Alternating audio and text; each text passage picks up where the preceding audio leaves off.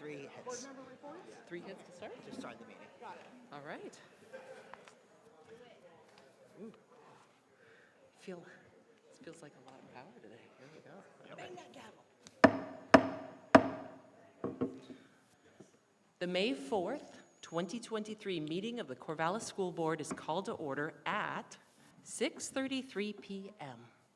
In the interest of public health and safety for all community members, especially for immunocompromised individuals and their families, the Corvallis School Board will continue to offer a virtual option for board member and district personnel participation. Additionally, public comment is available at some meetings, as it is tonight, both in person and virtually. Information about how to provide public comment is available on the Corvallis School District website. The board agenda and packet, as well as the link to the district YouTube channel, are available on the school board page on the district website. Public meetings are live streamed on the district's YouTube channel, and a recording is posted to the same channel, typically the day after the meeting. So for tonight's roll call, in terms of board members, we have Co-Vice Chair Director Lahui Whitebear present. We have Director Therese Jones present. We have Director Sami Alabdraba present, Director Vince Adams present, and Directors Sarah Finger-McDonald and Tina Baker are excused this evening. I didn't name myself.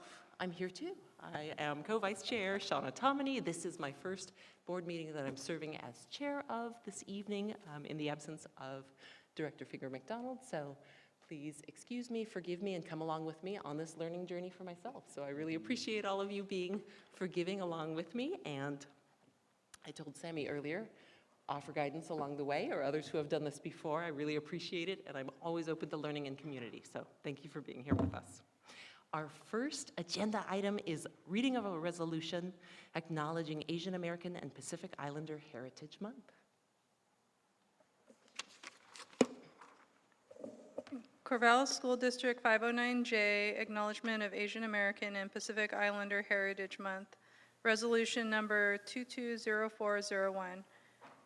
Whereas the Corvallis School District recognizes and pays tribute to the significant contributions made in our community by Asian Americans and Pacific Islanders, and whereas the Corvallis School District affirms that students, families, staff, and community members should be valued for all aspects of their identities, and whereas Asian American and Pacific Islander Heritage Month grew out of efforts of former Capitol Hill staffer Jeannie Jew in the 1970s, and whereas Asian Pacific Heritage Week was first proclaimed by the U.S. House of Representatives in 1977, and whereas Asian American and Pacific Islander Heritage Month has proclaimed by several states since, and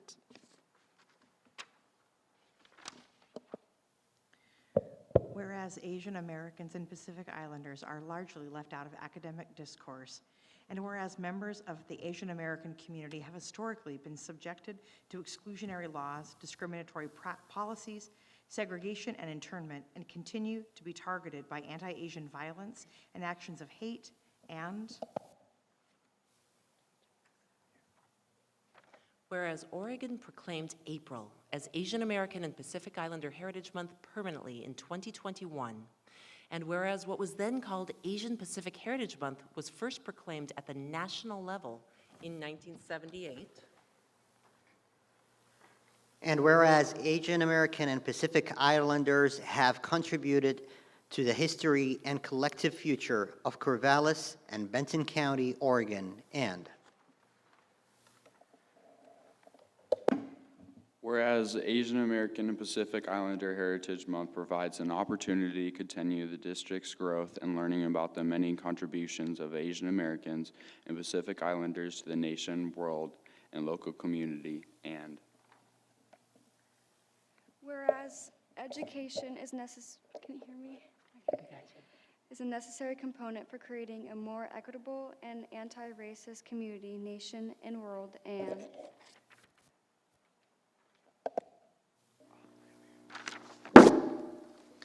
whereas whereas the Corvallis School District has committed to equity and anti-racism, and whereas the Corvallis School District has a responsibility to honor and respect the diverse histories of our community, and whereas the Corvallis School District believes each student must be celebrated and appreciated for the distinct and vibrant contributions made by sharing cultures, language, ideas, beliefs, and values within the school community.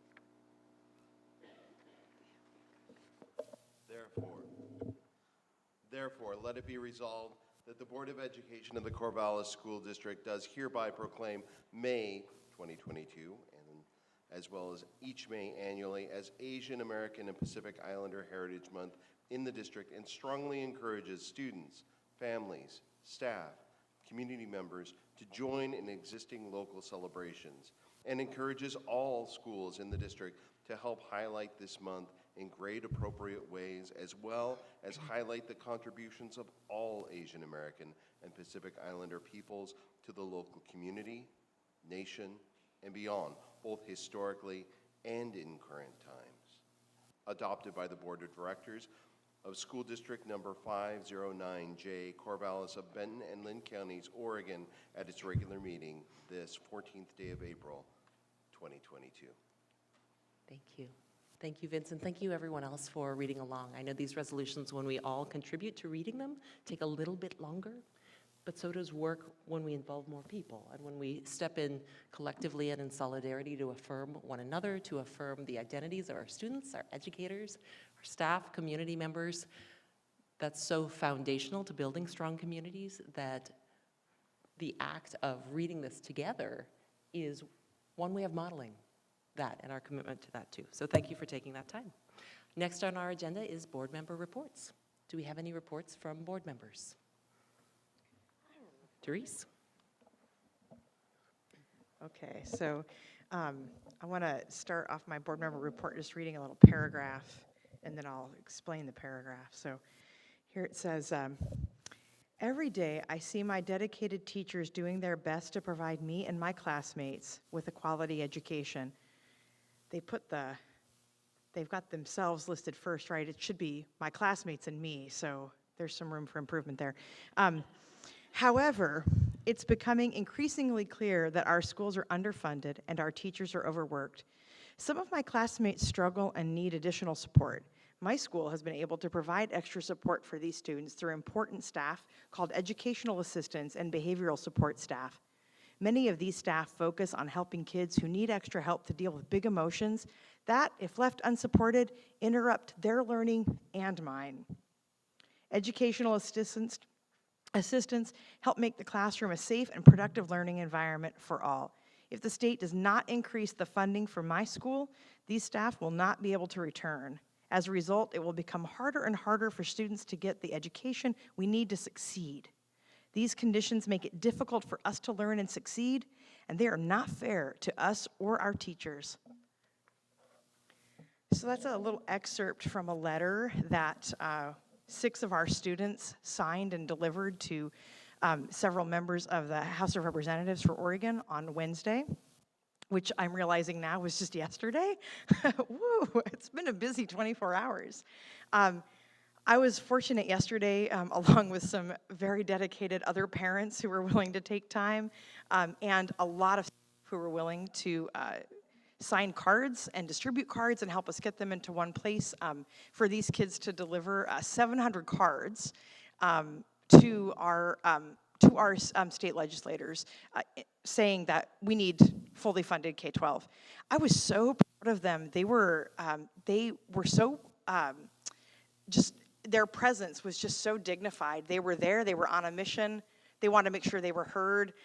They had some fun opportunities to encounter staffers and share, deliver, and get a picture of the big pile of postcards. But what they really got, I think more than anything, was the opportunity to see how this is a process, and it takes time, and we can't just ask one time, and we're gonna have to do this over and over again.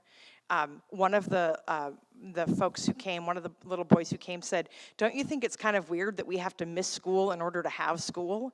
And I do think that's weird. I agree with him, and I think we should fix that. Anyway, when we got back, the kids were able to gather after school and do an interview with the paper, which they were like, of everything, they couldn't believe their picture was going to be in the local newspaper, and they're like going to be stars, or one of them said, we're Corvallis famous now. So anyway, I just would like to give a shout out, because there are a couple people here who helped make this happen. Krista, can you stand up? And yeah, thank you. And I see Erica, she braved the Capitol building. Can you stand up too? All right.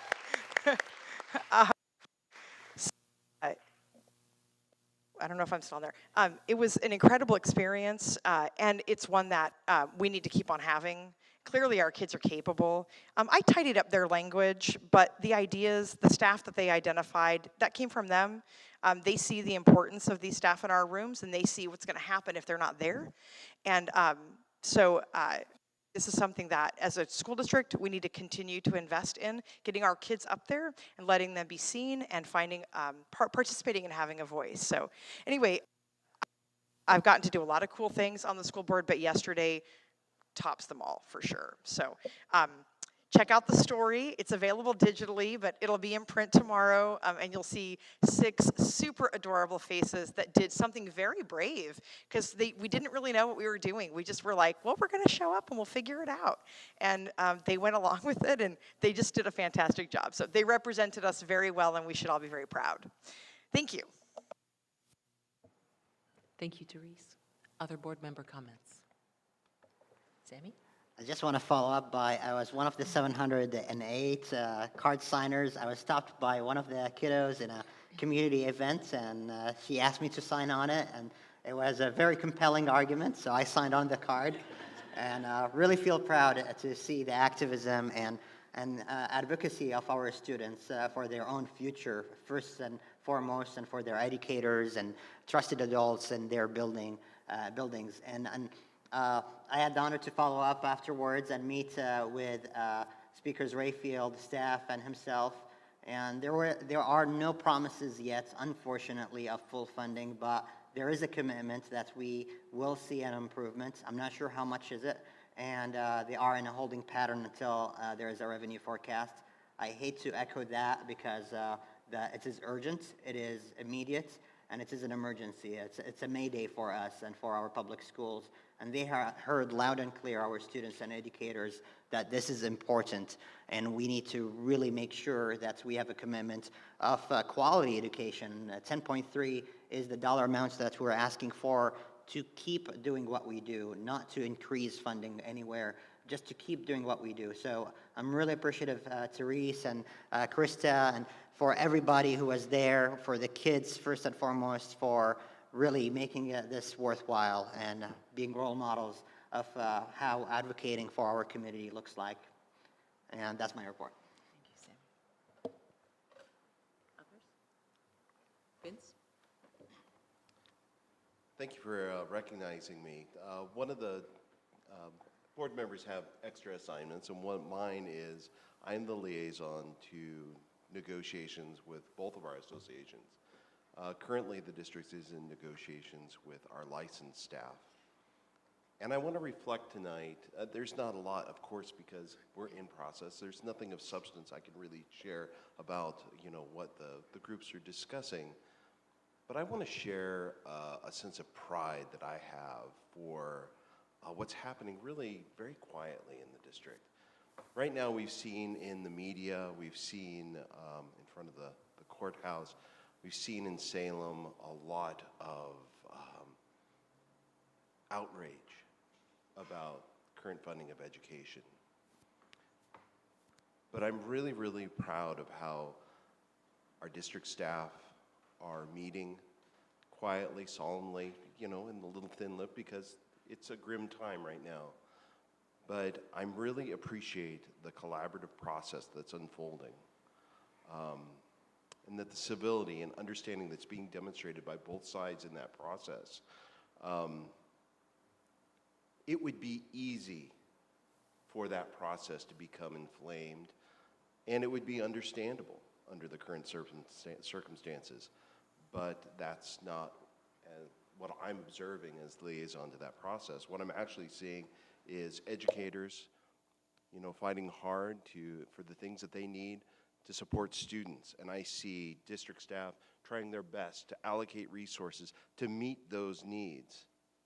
And I'm really struck that how our staff is really being an example of the very best that our community has to offer. I just wanted to share that reflection as part of my duty to that process and to this board. Thank you.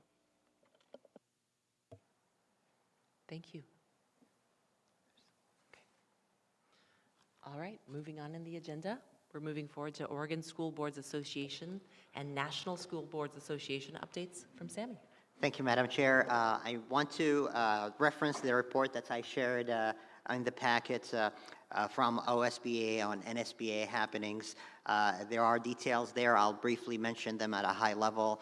One of them is our president from OSBA, Sonia McKenzie, was interviewed recently at the TV channel in Portland to speak about education issues alongside with students. It is recorded, so it's available on YouTube, and speaks to really critical issues that the state is navigating and the implications of the elections, and why it is important to stay focused on the kids and the issues that really matter for children. Also from NSBA, the National School Board Association, there are a few items I want to highlight from the reports. One of them is the Magna 2024 application. It's an award, a national recognition of students or school districts doing good work. And I feel really the urgency of us showing the good work that we do, and I'll leave it to the discretion of maybe board leadership and Superintendent Noss and district staff to choose which programs or activities that we do. Portland have been awarded recently PPS for their sustainability program among 3 other recipients across the nation. And the deadline, it is now open, and the deadline is October 31st. And if recognized, then the recognition will be in New Orleans, April 2024. Also from an SBA registration to CUBE, the Council of Urban Boards of Education starts and closes May 10th. I encourage us to participate in this opportunity. It's 55 years of networking among like-minded peers who are interested in issues like the homework gap, internet access, free and reduced lunch, and other issues that are common among urban boards and boards that have similar challenges. In terms of federal advocacy, the Government Accountability Office published a report around school meals programs and provisions about keeping the sources of meals as local as possible. So I referenced that report for your consideration. And also a recap of the National School Board Annual Conference about the speakers and the programs that were there. So if you have any questions, happy to answer them, and maybe some ideas that we could share or learn from, and happy to answer any questions. Any questions for Sammy? Nope, I think you were very clear in what you provided. Thank you, Sammy. Thank you. All right, and next on our agenda is the superintendent's report. We'll pass that over to you, Ryan. Thank you. So I just have a few things I wanted to highlight tonight. The first one is that next week is Certified Appreciation Week. So as you have a chance to recognize the staff throughout our schools, our teachers, our speech and language pathologists, our mental health therapists, our counselors, and our school nurses, next week is the week to recognize the work that they do. So please, if you have a moment, to reach out to a teacher or a staff member, and just, again, the appreciation of what they've done as they've come out of a pandemic and continued to modify how they taught, what they taught, and the work that's still underway as we think about recovering from a pandemic. As I shared before, we are still in the midst of that. The funding that we're seeing doesn't account for that, and at the same time, there's still work to be done because we are still continuing to work to support students' lagging skills and the academics that were impacted during COVID, the things that students did for the adults in the world. We still have work to do for those students, and our teachers and staff make that happen. So again, if you have an opportunity next week, please make sure to highlight and recognize. That might be another way to think about note cards or postcards. That would be good. Another thing to think about is our summer school, and I know I've shared this before. Our summer school programming is going to be much smaller this year than it was the last 2 years because of the funding from the state. As a reminder, last year we received $1.4 million in funding for summer school. This year we're receiving no additional funds from the state to support summer school. We're really fortunate that we have a foundation in Corvallis that helps to support the programs that we do throughout the summer. So this summer we're going to focus on 4 areas. The first one of those through some dollars from our high school success grant and also some support through the foundation will be focused on credit recovery. So our students in high school who are close to passing over the finish line and earning those high school diplomas, that will be the first priority. The second one is we also have students that during COVID, students with disabilities, there's services that we're still wanting to provide, and so there's work that's going to be happening there for students with disabilities, for students in our life skills and in our WINGS programs. And then finally, the foundation put out grant requests, and they were doing the best they could to meet those grant requests that came directly to the foundation. So there will be some programming that is possible, again, because of the community we live in and the support they're providing us, outside of what the state's able or willing to do for this upcoming summer. So just know that that will be going on. I'll also be reaching out to you so that you can have a tour and go visit one of our summer school programs and the things that are going on there, because they're still going to be great. They're just going to be smaller, and we recognize that the importance and that the foundation is allowing us to make that happen. So again, just want you to have that update. Families will be contacted directly for students who will be participating in summer school or have the opportunity to participate in summer school. But again, just know that it's a smaller version. Another thing just to highlight was this morning was the 25th breakfast held by the Boys and Girls Club, Celebrate Kids Breakfast. So 25 years, those have been going on. This morning, one of the things I really liked about it, because I've had a chance to visit and attend several of those, is that they had past students who had earned the Youth of the Year award. So students came back and talked about the skills they learned and the things that they participated in at the Boys and Girls Club and how those were valuable and what they're doing now. And so one student spoke and talked about wanting to be an educator. Therese made sure to contact her before she left to let her know that she should be an educator here in Corvallis. A student talked about just graduating from OSU to be an engineer. And another student who graduated a handful of years ago talked about the work he's doing locally in social work. So again, it was neat to see because a couple of those students had been there when they received the Youth of the Year award a few years back, and just to sort of see where they are now. So it was a nice time to come together. I'm guessing there were probably 250 folks there, so a good turnout and just a good way to start the day.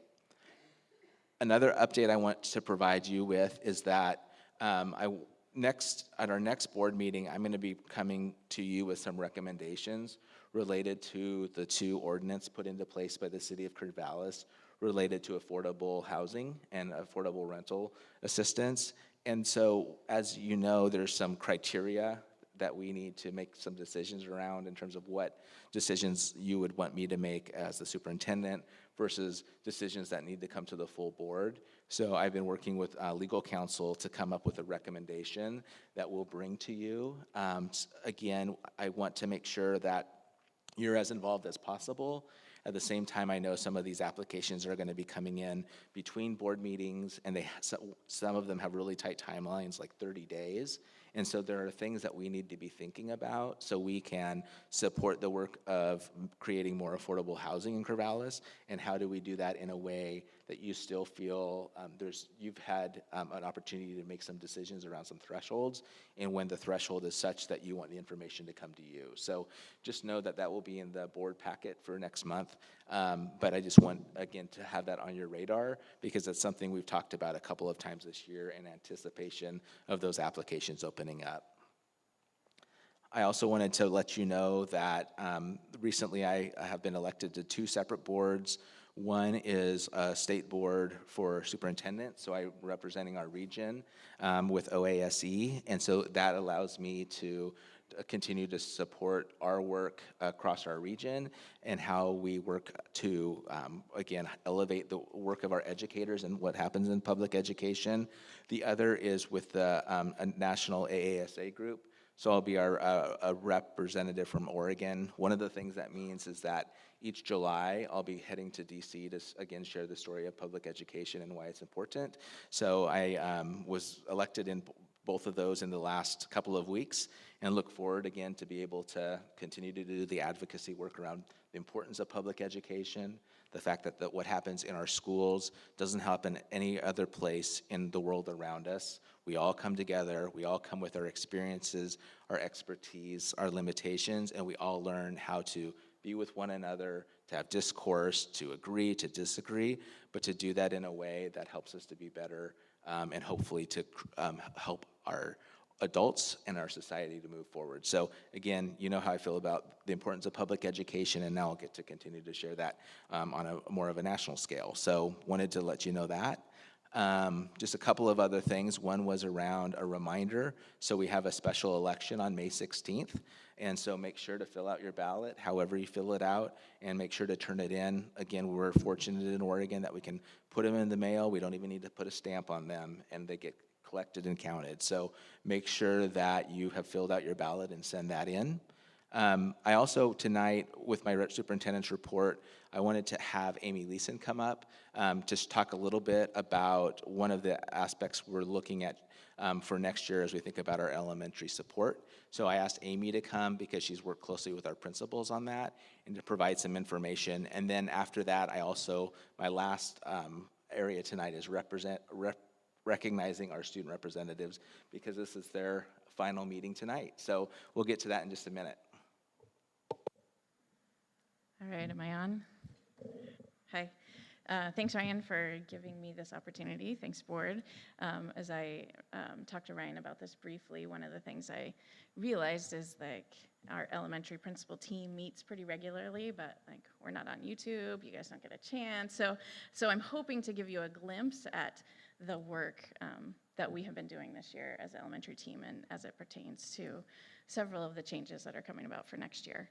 So first, thanks for that opportunity. Second, what I want to share is probably starting in about October, Ryan and Olivia came to our levels teams and our leadership teams and started talking about we're doing great and we need to start thinking about next year, and we actually need to start thinking about the next 4 years, and started to give us a budget picture and for us to be thinking about what does this mean? And so as an elementary team, we looked at what we were hearing, which was COVID ESSER dollars, over $5 million disappearing, being done actually by mid-year next year, and declining enrollment.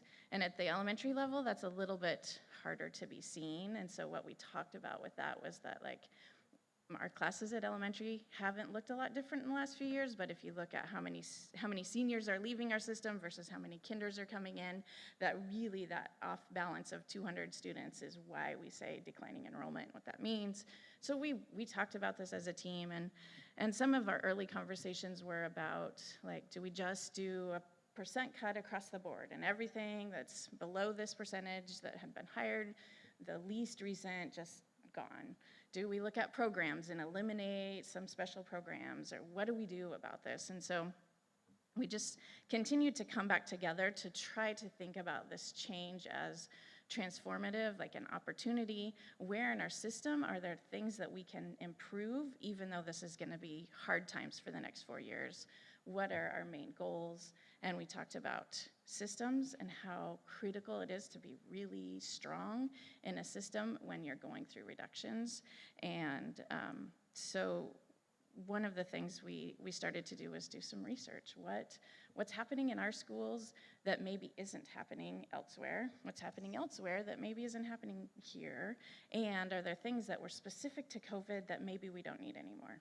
So as we're doing that, there were 3 areas that really kind of rose to the top of things that we knew we needed to address. One of them was around health and health rooms, one was around assessment, and one was around behavior. And with health and health rooms, there's some direct correlation to ESSER and COVID relief funds, that at one point we had like 8-hour people in our health rooms, and then we had 6, and then we had 4. And so talking about that specific money tied to that, it made sense to reduce that. And then another area we talked about was assessment. And when we looked at how we were spending our assessment dollars and did that money align with our values, what we realized is the majority of our money spent on assessment was really about smarter balanced and standardized assessment. And what we talked about our value of assessment was not that. Like, that's critical and important, but we spend our whole system starting after spring break until June. Is there a way to do this different and spend that money different? And knowing the kiddos that we have in front of us now, how critical knowing who they are and assessment was a higher priority than that test. And so then we looked at, how does our system do that, and how can we do that better? And the idea that surfaced was a full-time MTSS, which is lingo, jargon, multi-tiered system of support. So basically, a teacher leader that works with the principal and with classroom teachers in every building full-time. And so how can we get that, and what does that look like? And then there's some trade-off costs and some savings to making that happen. Some of our schools already had that, not all of them. And so that was one shift that you'll see in our budget next year. And then the other conversation we had, which we have every meeting, every time we talk, is about students' mental health and students' well-being and behavior. And what does that look like? Are there things happening in our schools that are not happening elsewhere? Where is there success within our system? Where isn't? And what does research tell us about strong, healthy systems across elementary schools? And some of our research took us back to like the class project. I don't know how many of you were around when we started that. That funding is really about teacher leaders and teacher leadership, and how one principal can't lead alone successfully. So when we looked at systems, we're starting to see success. We looked at that. We looked at some data like behavior referrals, and what does PBIS say for a healthy system is like 1 or 2 referrals per day. Where in our system, in our schools, is that happening, and what's common? And so where we landed was a recommendation to have a dean of students, a licensed teacher, dean of students in every elementary school. And our hope and our projection of looking at the support that a dean can provide, classroom teachers can provide, principals to be in the classroom and do the work, was outweighed what we had been seeing in schools without a dean.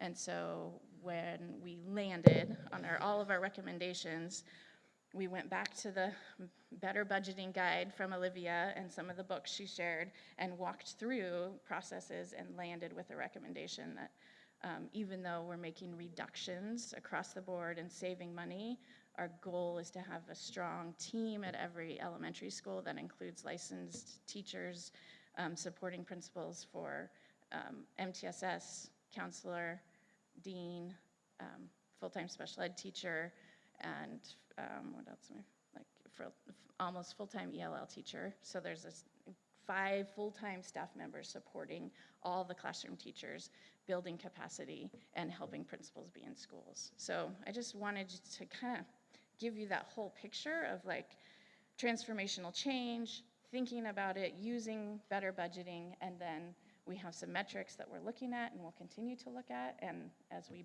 come together in October and November next year, revisit it and see where we go from there. So I think that was, if there's questions, or any information you want.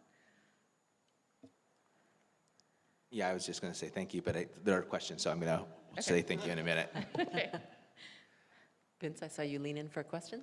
So John Hattie teaches us that the single most important factor in student outcomes is the efficacy of the educator. Right. Can you discuss how this trifecta of system changes is going to improve educator efficacy in the classroom? Right. I think one of our hopes is twofold with that. Like, a classroom teacher should never be feeling alone in this work. And when you have multiple people that can support you and be there, step into a place when you need to take a break, that already have a license, that build your capacity and increase the capacity of your team. We don't have that flexibility necessarily right now. And so, and especially in a few schools, that there are no other full-time people besides the principal. And so knowing that, and then the second piece that hasn't been happening in schools without deans and without full-time MTSS are principals getting into classrooms and being able to give feedback, teachers being able to observe each other. So a huge piece of this is the teachers working together and improving and refining their craft, because we have fantastic teachers and we have kiddos that are really struggling. And so how can those teachers support up and build up each other, and we can just support this system moving forward. But. So it sounds like in an environment of declining resources, Yeah. it means while we know that more adults in the classroom is a good thing, the reality is that we're not going to be able to have that. So the alternative is to improve or expand supports for educators. Is that a good summary? That's our hope and our theory of practice moving into the next couple of years. Thanks. Sammy? Thank you. I really appreciate your answers, and this part of the report is very informative. And what I heard is one of the measures of success or outcomes to see how we're doing is the number of referrals per day per school, and how aligned is it with the recommendations. Is there any insights or other outcomes that could relate to preventative mental health, especially for folks who are not yet even diagnosed, or behavioral aspects other than referrals, that can show that we're supporting our educators and supporting the students as well? Right. One of the areas of success that we looked at were, I'm fortunate enough to be in a few national leadership groups, and one of the groups that really focused on classroom climate and classroom, it was focused on class meetings in the morning, implementing SEL instruction, and really having a solid classroom community, and how they use their dean of students to support that within classrooms was just another example of utilizing resources that we have to support building a strong community for classrooms. Nice. Really appreciate it. And maybe long-term request, any of that research nationally or regionally, Sure. showing how the Dean of Students or the trifecta of resources to help educators. If you can share that with us as for our information, and as we have communication with the community, that would be very informative. Yeah, I think the person sitting next to you has some of the articles that we read as informed part of this decision making. So yeah, Shauna's work at OSU has been really helpful, and we've read almost all of your reports. Totally I'm just saying that because we happened upon them. So it was not intentional, but yeah, I will definitely share some research. Awesome, thank you.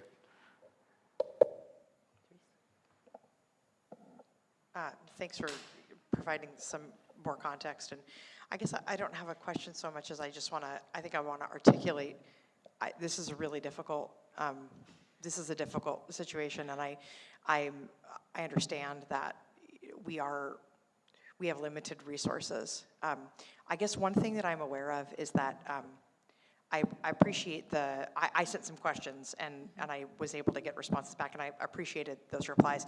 One thing that I'm aware of is that we don't have a comparator group for this model that you're talking about within our district. We haven't had dean of students in schools be unsupported by behavioral support staff yet. All the deans of students have been in schools where they have those trained individuals to support them as well.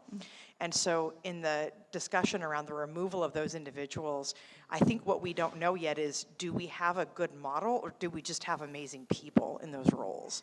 And I just want to make sure we say that it's not, that's really going to be important. We have to check ourselves on that, because we are entering into territory where we just really don't know what will happen if we ask those individuals to operate.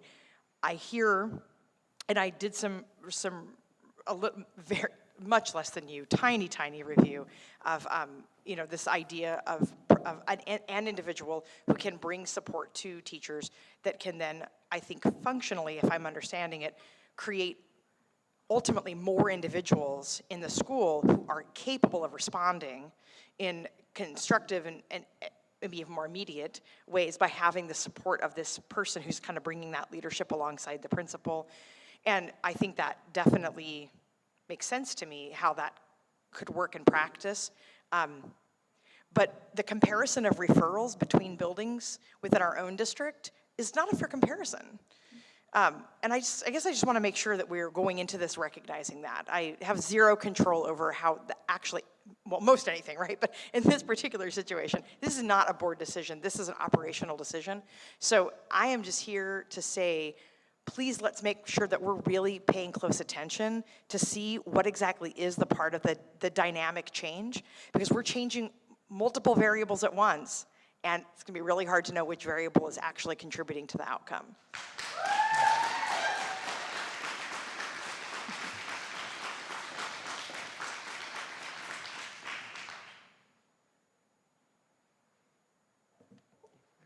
All right, without any other questions, thanks, Amy.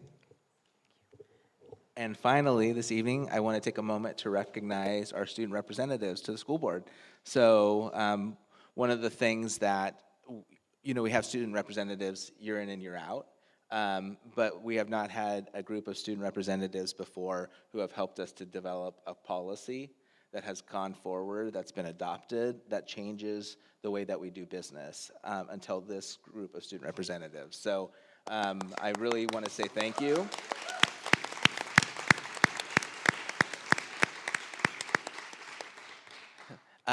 For your work in that. So the things that will look different next year and already are starting to look different is where you're all sitting.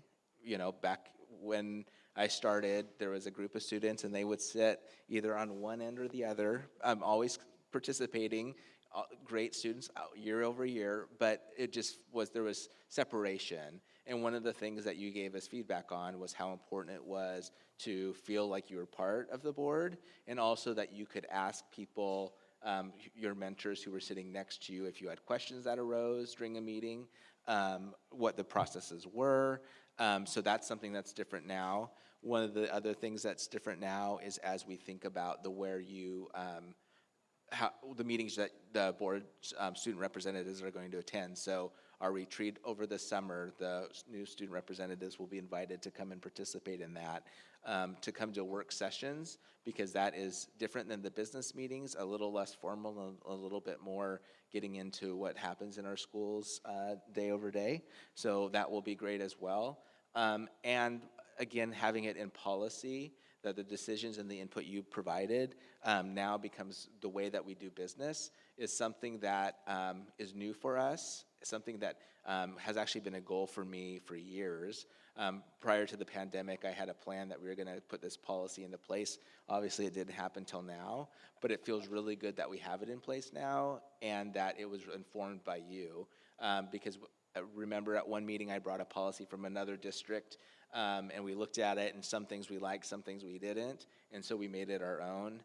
Sammy developed a policy on ChatGPT, and it didn't meet the kind of the demands that we had for what it would mean to have student representatives to the board. So our policy is better than what ChatGPT can kick out right now. Do we get to see what He sent it. He sent it. I did actually. I can share it again with the board, and I would love to share it with the student representatives.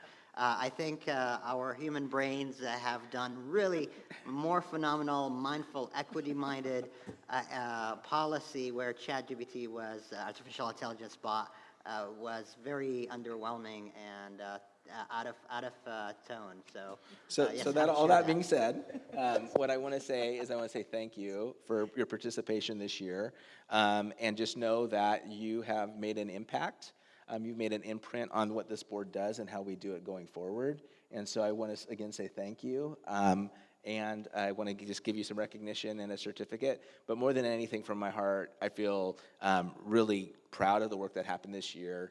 And it's work that's needed to happen, and you all made it better. So thanks for doing that.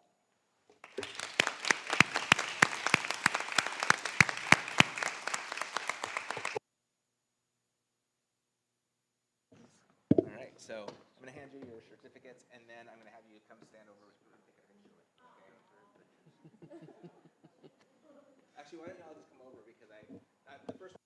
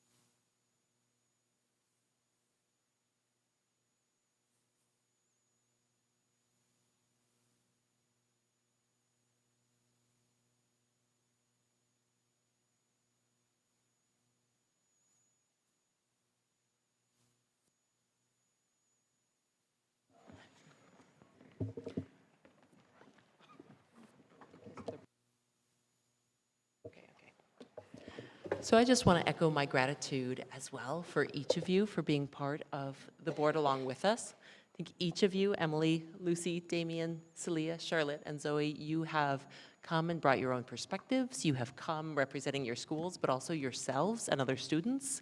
You've continually reminded us how important, the most important voice is being student voice, your voices.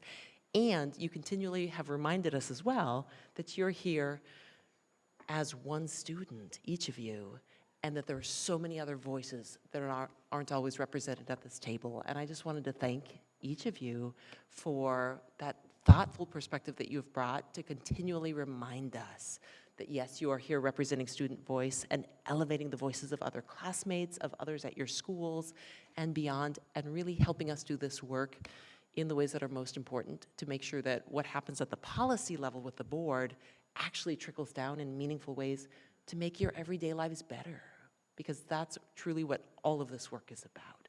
So thank you for helping us do that and learn and grow. Yeah. Any other board members have follow-up? Sammy? I do. I just want to say, reflecting on the policy, you pushed to have a policy that works better than how you were chosen, and that took really great courage. Mindful thinking about how can we change the system to make it better, better than the system that itself, better than who we are and what we do. And that's beautiful. And it's been really phenomenal to see how you did that and your mindful questions and pushing back on other policies we found across the Oregon and the country. And of course, we beat artificial intelligence as well. Now, what I want you to do as you carry on is hold us accountable, continue to hold us accountable, speak up, and if one day you think about it, run for office, run for school board, state senator, whatever you think will be possible. But I think, and I'm hoping that this experience have taught you to be a peer with those who make the decisions and participate in making decisions, whether you're an employee, a student in a university, college, community college, or anywhere in the world, that you need to speak up and you can speak up and you can change the system just the way that you did for Corvallis, for your peers. So it's been an honor to work with you. I look forward to work alongside with you on many other issues down the road as constituents, as colleagues in the future. Thank you, thank you, thank you. I wanted to express my appreciation to you all as well. I always enjoy hearing the reports, what's going on, and I really, really enjoy you all bringing questions to us when we have discussions and not being afraid to speak up. In addition to the student rep policy, I wanted to really highlight the dress code policy, and the level of engagement you all had in that was awesome. And I really appreciated hearing your voices, because we're making policies, but you all are the ones who are impacted by them, and you know it's important to your peers. And so that one, I think, was super powerful to have you all involved with. And so thanks for all your work with us this year, and I look forward to working with you all in other capacities, hopefully, as well, and seeing what you all do in the future.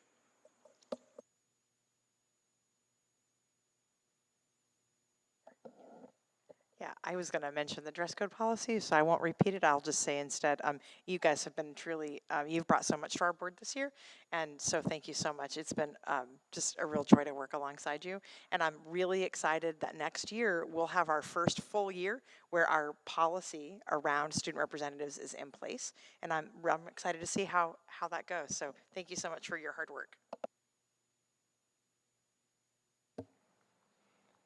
All right. Well, with that, we get to move on to, just as educators don't have favorite students, board members don't have favorite sections of the board agenda, but I will name it tonight as my favorite section of the board agenda, student reports. So Emily Matsuba and Lucy Brown from Corvallis High School.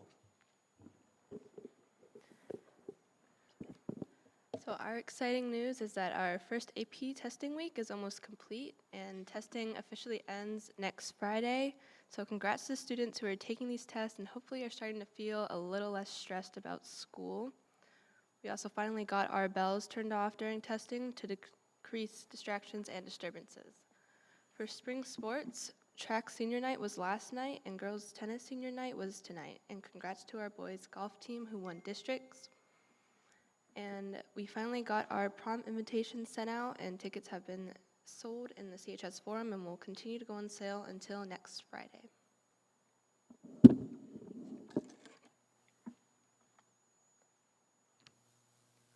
All right.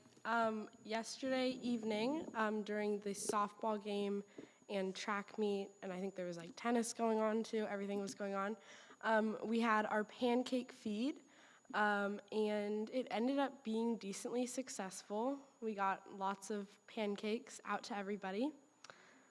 Another event coming up is the talent show. It's going to be May 19th at 6:30. So if any of you have CHS students that you can send to go buy tickets for you, friends, family, they'll be sold the week of.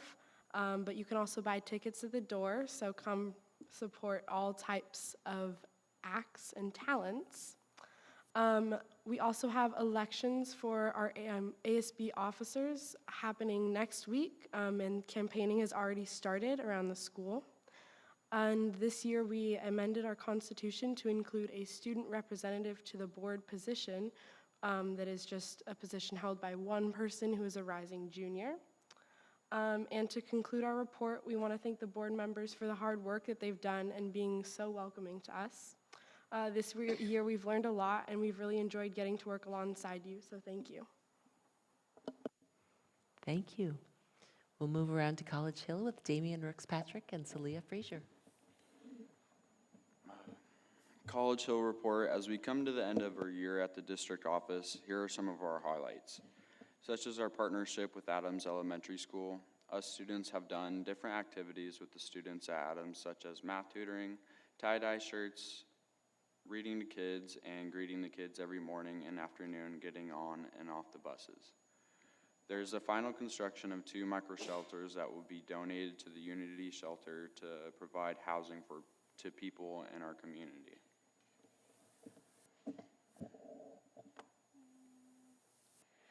At the end of this year, we'll have over 40 students graduating this year on June 8th at the La Salle Stewart Center on the OSU campus. The field trips we've gone to have been South Beach, Silver Creek Falls, Evergreen Air Museum, Mary's Peak, and most personal favorite with kids is the bowling alley. Also, again, another reminder about this year's film festival where digital storytelling students will share their films. It's scheduled for May 23rd from 6 to 9 p.m. I also want to thank you for the generosity and hospitality of the district office staff who have taken such good care of us. We're excited to get back at our home building, but sincerely appreciate all the help and support we have received. Thank you. Thank you. And our students from Crescent Valley, Charlotte and Zoe. Hello. So first of all, I just wanted to say personally, thank you all for working with me. This is my 2nd year, and I will truly miss coming to these meetings. I honestly didn't really know what I signed up for when I applied to be the school board rep, but I just have appreciated how I've been able to share my voice and the voice of my peers. So thank you for that. And now, the school report. As I mentioned earlier, it is AP testing season, so we got Some people feeling better now that a week is done, and then some people, like me, are stressing for next week.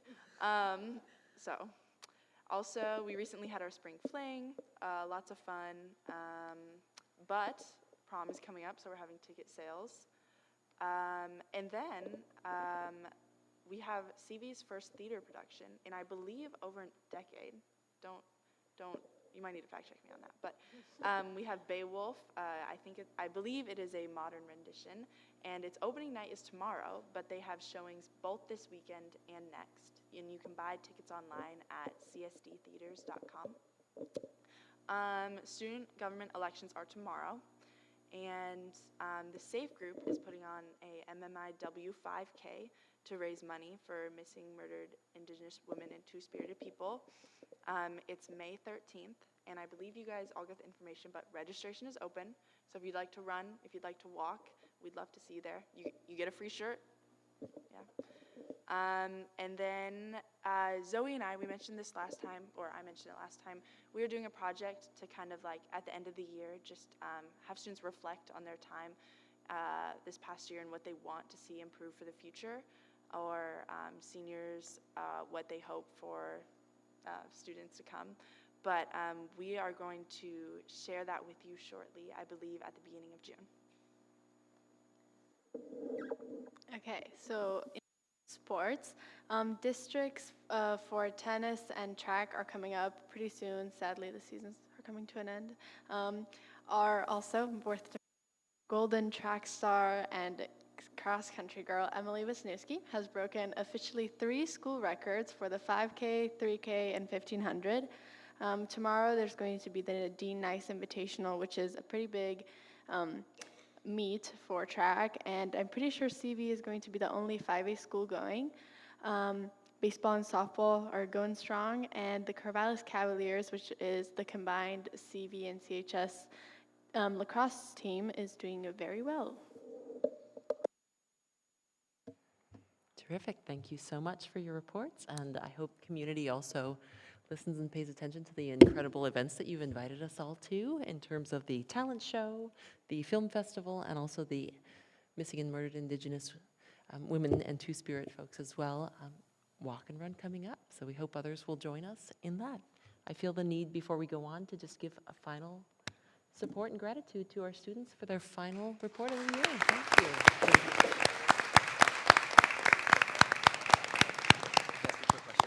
Yeah. Go ahead, Brian. Damien, do you know when those two space tiny homes will move to Unity Shelter? I don't know when they will be removed. Okay. But we're pretty much done. We think we just have like touch-ups with the paint. Okay. And I think we're pretty much done. Sounds great. Yeah. Any other questions for the students? I have my tickets to Beowulf, though. Thank you. Date night. That's what we're doing. All right. Our next item on the agenda is public comment. We are now opening the public comment period. The complete guidelines for public comment are available on the registration table at the back of the gym and on the board's website. I'm going to share a few important points now for those of you who are planning to offer public comment tonight. When it is your turn to speak, please come forward. I think Kim will announce names and invite you to come forward, have a seat. We ask that you state your name first and then direct your comments to the board. Speakers may offer objective criticism of district operations and programs, but the board is not able to and will not hear complaints concerning individual district personnel. As a reminder, you have 3 minutes to make your comments. I will alert you when you have 30 seconds left and when your time is up. I believe you'll also see that with the light. So the green light, when the green light goes on, that starts the 3 minutes. When it moves to yellow, that gives an indication of 30 seconds left, and then when the red light goes on, that's when the time is up. Following your comments, the board will have 3 minutes to ask any clarifying questions that they have. And before you start your comment, just as a reminder, please state your name for the record and state whether you reside within the school district boundary. So name, whether or not you reside within the school district boundary, and then you're offered 3 minutes. And I just want to name also that public comment is, I mentioned student reports being one of my favorite segments of the board. This is also a favorite, because this is so absolutely critical. We need to hear your voices from the community, from educators and staff, and from others, whether you are parents or family members in the district or not. Your voices make a tremendous difference in helping us know what's working and what's not. Even though the board tends to focus on policy, knowing how that impacts your daily lives and every day is so critical to the work we do, to seeing what comes out. It can be very challenging, I know, for board members in terms of getting 3 minutes to hear and not being able to have that time to share back or have that conversation. So please know that, I know that for myself and other board members, many other board members too, we have 3 minutes so that you have that time and space to share. We know that often isn't enough for these conversations that you're opening, but we do carry those forward. So with that, we'd like to open public comment. Kim, who is our first to share?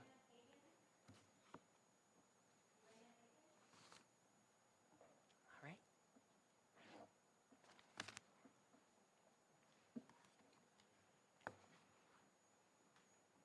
Thank you, and just make sure to turn on the microphone before you share your name and whether or not you live in the district. Hi, my name is Elena Hagan. I do reside in the district. I'm a junior at Corvallis High School. I'm a regional leader for Our Future. I'm here to tell you guys what that is about, and my partner will go further into detail about what we are doing with that. Our Future is a climate-focused group of students throughout all of Oregon.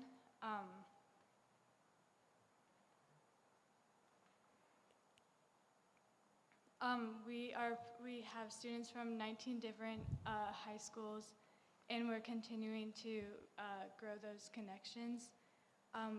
In Our Future, we have 3 different project groups.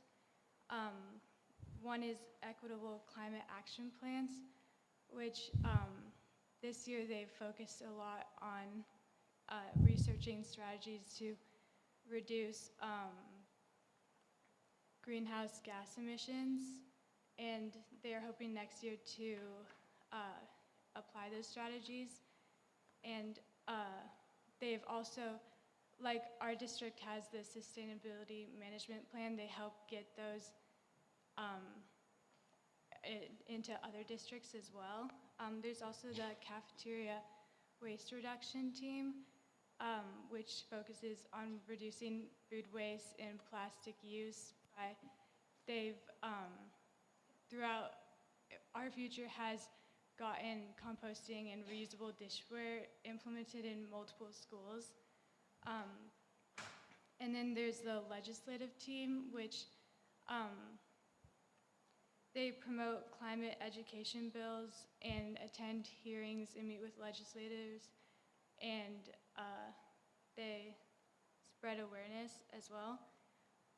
And so, closing, I'd just like to thank you guys all that we have the sustainability management plan, and I'd like to thank you for your time, and I look forward to working with you guys, and yeah. Thank you for sharing with us.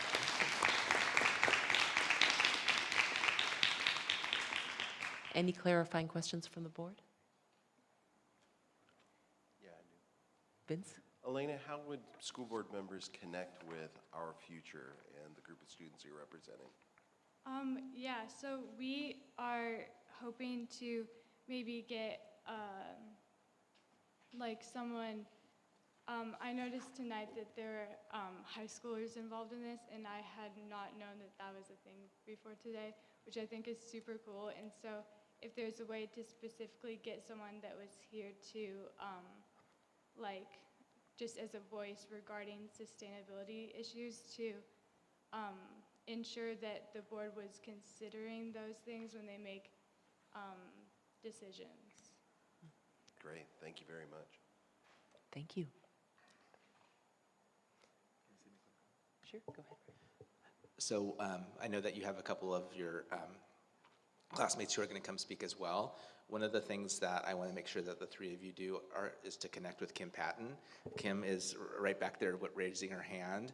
She's involved with our sustainability management plan, and I know that she's always looking for student voice in that work. And so I want to make sure that before you leave that you've connected with Kim, because she will, because I know she's wanting to connect with you.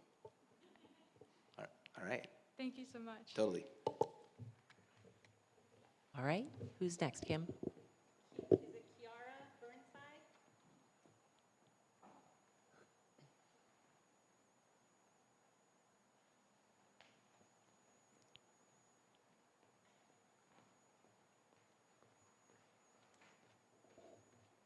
Welcome. Just remember to state your name and whether or not you reside in the district. My name is Kiara Burnside, and I do reside in this district. I'm a junior at Corvallis High School, and I also work with Our Future as an intern. And I would just like to discuss some experience we had with getting composting going at our school. So we talked to the Green Team advisor, the teacher advisor, to discuss this. And she mentioned that it had already been attempted in previous years, but that the custodial staff was not supporting it because they don't have enough time and they already have a big enough workload and they're understaffed. So we came up with the plan for it to be completely student-run. Volunteers from our Green Team have offered to help with this in the future. And we request the school board's support on this because we want to improve sustainability at our school in accordance with the sustainability plan that the board adopted a few years back. And yeah, I think that's about it. Thank you, Kiara. Thank you. Any clarifying questions, Lou? What are you all doing with the compost that you're creating? We do, I believe there's someone that picks it up when they go around and pick up recycling and stuff, but students would be able to like pick that up and get it to like the trucks and stuff so it can be taken to like the public places. Thanks. And you wanted the school board, you're asking for involvement with Our Futures or with the composting initiative? Like what was, can you clarify that one? Well, we won't be able to do it this year, so we just want to know that we'll have support in next years when we want to actually have it implemented and students running it. So. Okay, awesome. Thank you for helping clarify that. Thank you. Thank you. Great. Thank you very much.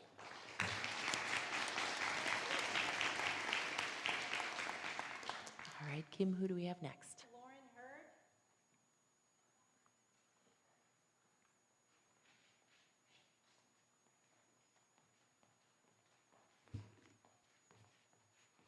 Welcome. Oh, thank you. I am Lauren Hurt, and I do reside in the district. Okay. I am a junior at Corvallis High School, and I am a supporter of Our Future and here to further advocate for sustainability changes at our school. I am only one person who's scared for our future, one person who's scared for something, losing something she loves, one person wanting to not have to wake up one day and wonder what I could have or should have done to help our future. I am one person standing here, or I guess sitting, for 3 minutes to show you that we need to see change in sustainability at our schools. I know there is a bill for sustainability, but there's always more we can do. There is, on average, over 530,000 tons per year of food waste thrown out in our schools. That's an intensely large sum. And to think that costs over $9.7 million to manage a day. And with projects such as student-led composting throughout our schools, we can better manage food waste and lower CO2 emissions, further educate students about sustainability, and help our planet as well, giving an outlet for students to help volunteer as well as make change in our community. We have a chance and an ability to make this world a greater place and safer as well for our future, so why shouldn't we take it? With programs like Green Club at my school and Our Future, I have been educated and given an outlet to help and make change in our schools. And I want more people to be able to have that outlet and learn more about our environment and climate to help better have a more green future. And I want to grow old and be able to see great gardens and waterfalls and truly be able to enjoy nature. And with help from the school board and other communities, we can compost and make our world a greener place. And I want to thank you for your time and listening to all of our things. Thank you. Thank you, Lauren.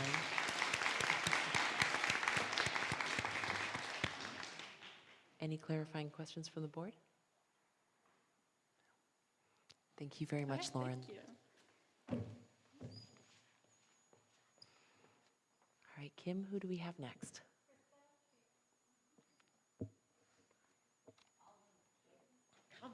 I'm just kidding. They set a great example. I They were know, all in right? the I'm like 3 following minutes, the had children. Oh meaningful my goodness. messages. Good job. I hope I can be a grown-up like them soon. My name is Krista Schmieder, and I am a mom of 2 kids in Corvallis School District, and I do live within the district. I'm also a teacher at Corvallis High School and the Corvallis Association of Educators president. And the first thing I just want to let you know, just a note to myself, is a lot of buildings have transitioned from celebrating classified and certified appreciation separately to having 2 celebrations for everyone, like 2 times a year. Because it was kind of divisive before and it made some people feel less than. So like as we're celebrating certified, know that at some buildings we're celebrating everybody. Also, regardless of what happens between the $9.9 billion budget to the 10.3, which I sure hope happens after all the work we've done in overtime with all these people and y'all up here, we're still broken.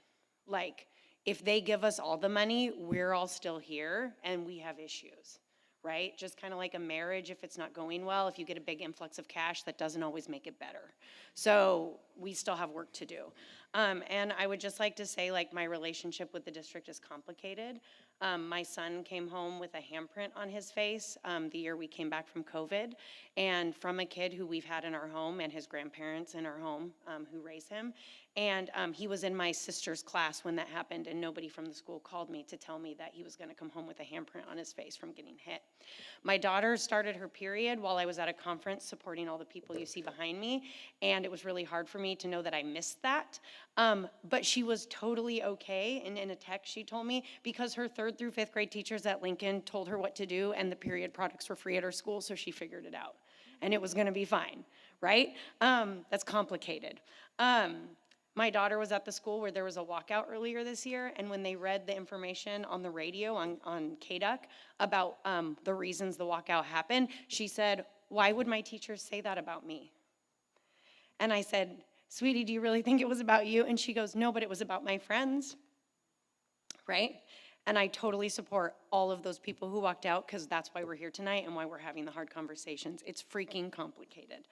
I would like to offer the idea of a couple of things. I think we are all, people on both sides of this room, in stages of grief after losing our pre-COVID educator selves. Those people are never coming back. Some of us are shocked, some of us are angry, some of us are in denial, some of us are bargaining, literally. And some of us have started to reach a stage of hope that is unacceptable right now because of how hard things are. We need to do a better job of communicating. The other thing I would like to offer before all of my friends talk and have way better things to say than I do is the difference between workload and caseload. And I know I'm almost done. Caseload, enrollment, going down. Workload, going up. Okay? Those are totally different things. And as co-parents with you and with these people and with these people, regardless of the money that comes in, we need to do a better job of talking with each other, or it's not gonna get any better. And if you have any questions, I don't know what you want to ask. Last time you asked me something, it was awesome, so you didn't ask me anything else. Thank you, Krista. Any clarifying questions from the board? And including student reps, you also can ask questions. Okay. Thank you so much for your time. Thank you so much for sharing.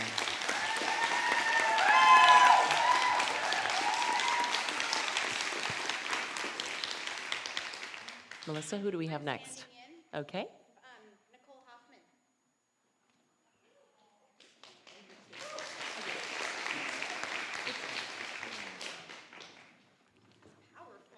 Welcome, Nicole. Hi, thank you. I'm Nicole Hoffman. I do reside in our district. Great. I am an elementary Do school we have a light? counselor. There we go. Oh, are we good? I'm an elementary school counselor at Letitia Carson Elementary School. I've served our district for 9 years. I'm also a parent of 3 current students and 1 graduate from our district. Tonight, I want to tell you about my role as an elementary school counselor. Thank you guys for the support that you have given us as school counselors, and I'm here to just tell you more about the work my colleagues and I do in our district. As an elementary school counselor, I have worked to help develop a comprehensive program that serves all students in our building.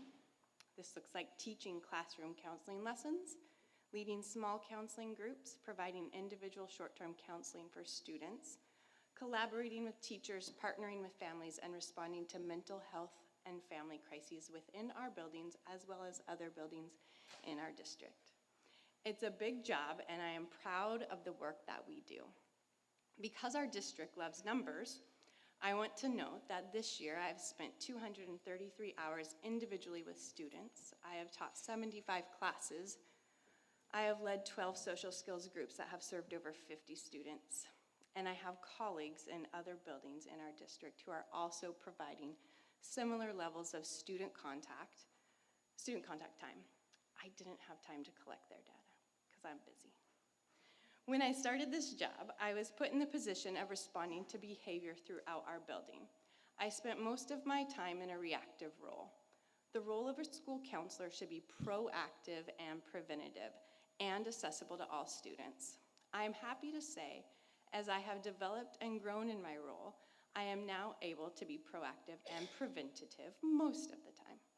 This is due to the support of my principal and the leadership of our Dean of Students, who continue to collaborate to build and maintain student-center systems. They work to direct our behavior staff to respond to student behaviors within our building. This system has enabled kids to get support during challenging moments. It has also allowed me to focus on comprehensive school counseling program that is proactive and preventative, the job I was hired to do, serving all 399 students at Letitia Carson Elementary School. I've heard that many of these support staff positions are being cut for next year, and I know budget cuts are not easy.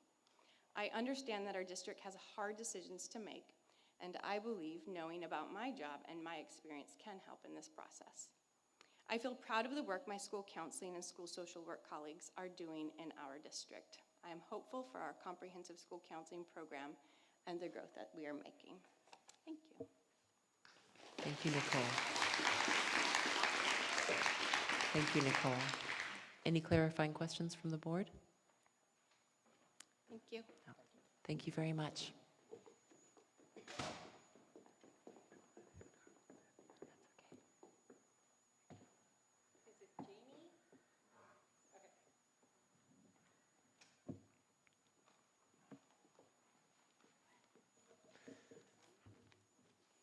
Welcome. Hi, can you tell us your name? Hello, my name is Joey Remick. I am from the Bessie Coleman Elementary School, and here's what I have to say. Hello, my name is Joey Remick. I am a 4th grader at Bessie Coleman Elementary in Corvallis. I have been diagnosed with ADHD. Over the time at my school, since 2nd grade, 2 people have been helping me. These people are Mrs. Lewis and Mrs. Van Wagoner. They helped me with problem solving. They helped me when I feel upset, sad, or angry. They have also helped me solve problems with friends and other students. Mrs. Lewis and Mrs. Van Wagoner are so important because they have been with me for a lot of my life. I am worried about who will be there to help me when I am in 5th grade. I'm here today to say that people like Miss Lewis and Miss Van Wagoner should not lose their jobs. Thank you. Thank you very much.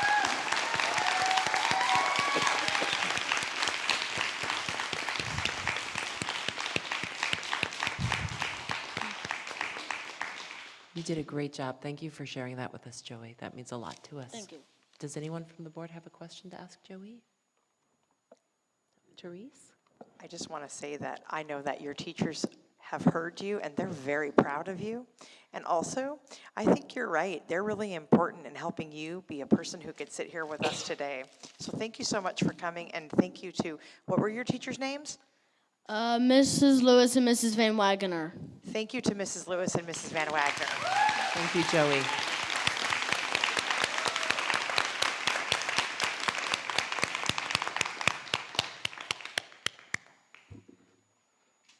That's all for tonight. All right, thank you all for coming, for being here in solidarity with one another, for having courage to come up and share with us. It means a tremendous amount to us, and we are all grateful for your voices. Okay?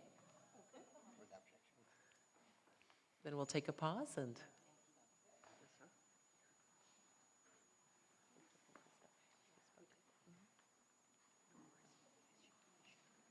Kristen, I saw her.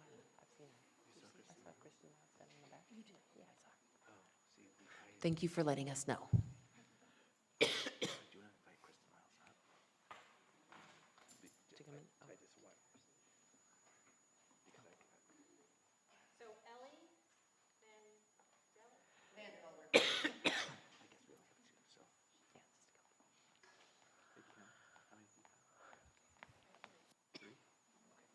And just in regrounding, make sure to say your name and whether or not you're in the district.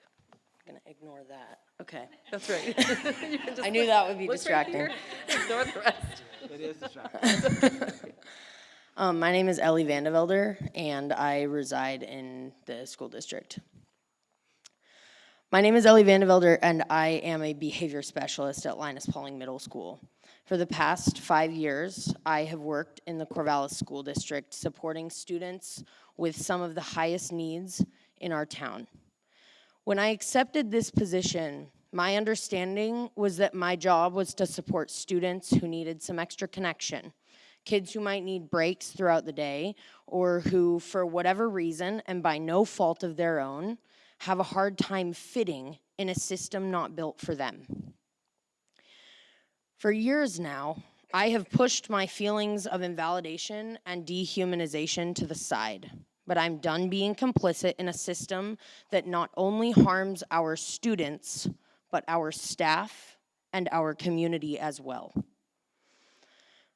On February 21st, 2023, I was one of the 8 staff members who chose to leave Linus Pauling because of safety concerns. I appreciated how the district handled that. I, in front of you all today, want to make one thing abundantly clear. I did not leave that day because of student behavior. I left because of a system built by people in power, a system that is breaking educators and failing our children. And that's why I'm here today. Our words have fallen on ears unwilling to listen. We have been told to stop adding fuel to the fire, to reduce our documentation, to reflect on our actions. I'm here to tell you, as someone on the front lines, that the fire is already burning. As educators and people who love and care about these kids as our own, we witness that fire every day. In the daily threats of harm directed at staff and students, the fights that result in law enforcement involvement, the getting choked, whipped, punched, bitten, and grabbed by the genitals, the normalization of slurs and hate speech, the blatant drug use, and the risk of harm as educators we accept when we step into our workplace every day. I was speaking with someone recently about the events of February 21st, and they told me how upset they felt that I, a behavior specialist who signed up for the job, would take such action. They made the claim that my actions said more about me than they do about the district. Unfortunately for them, I think they've got it completely wrong. I'm highly skilled and have years of experience in trading, and yet here I am saying something is not right. I think it's time we all acknowledge who is working for whom here.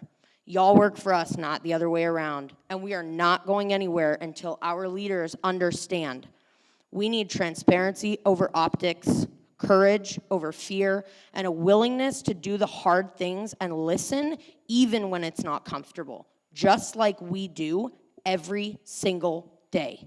Join us. Thank you. Thank you, Ellie.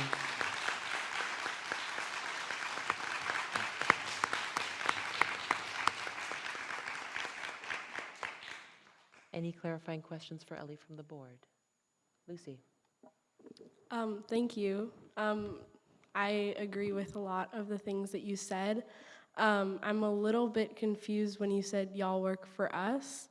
I kind of think of this whole district and this position that I've taken this year as more of a collaborative position, and I feel like since we've been able to make new legislation with the board members, we've really gotten to show student voice as well as teacher voice. And so I'm kind of wondering if you could clarify that a little bit. Yeah, thank you for your question. I didn't prepare for questions. And that's a really good one. I'm glad that you said it. Sorry, okay. So, yes, I think that in some ways there has been progress, but I also think that unfortunately when people in power have one plan, that it's really hard to hear voices that don't agree with that plan. I know that changes have been made for sure, and I know that the leadership, in general, leadership likes to think that this is a collaborative process, but unfortunately, the system itself is built in such a way that silences staff like me, all of the educators, so that people can, people in power can pat themselves on the back and say, hey, we did a good job. And we could do so much better if we actually start listening, acknowledging, respecting, humanizing, validating staff, not just at the district level, but at the school level too. Thank you. Thank you. So Ellie, thank you, appreciate it. And part of the system, this is time for questions, not comments or feedback. I just want to request, if possible, whether you want to stick around or watch the recording afterwards, one of the most powerful things that you and we collaboratively can do is prioritizing our school board goals. In the past 5 years, I've seen them transform systems and help focus efforts in terms of funding, in terms of work, in terms of policy, and also hold us accountable on policies, how they can help.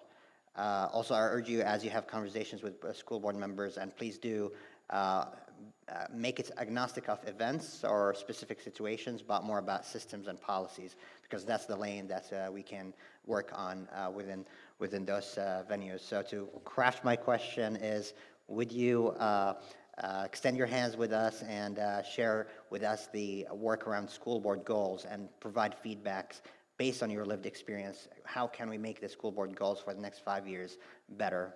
Is that yes? Like, will I participate? Or Yes, like, provide yeah, feedback. Yeah, And, yes, Thank yeah, you. for sure. I'll take that, thank you. Thank you. Thank you, Ellie. Did you say one more, Kim, or two more? Two more, okay.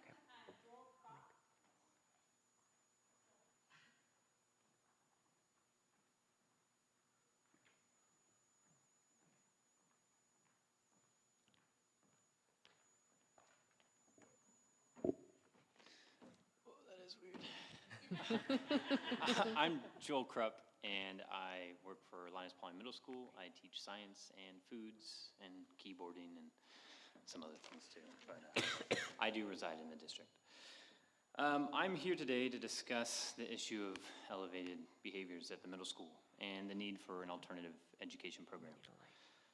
As you may already know, a lot of the systems that are in place, such as PBIS and other disciplinary measures, aren't necessarily meeting all of the needs of all of our students.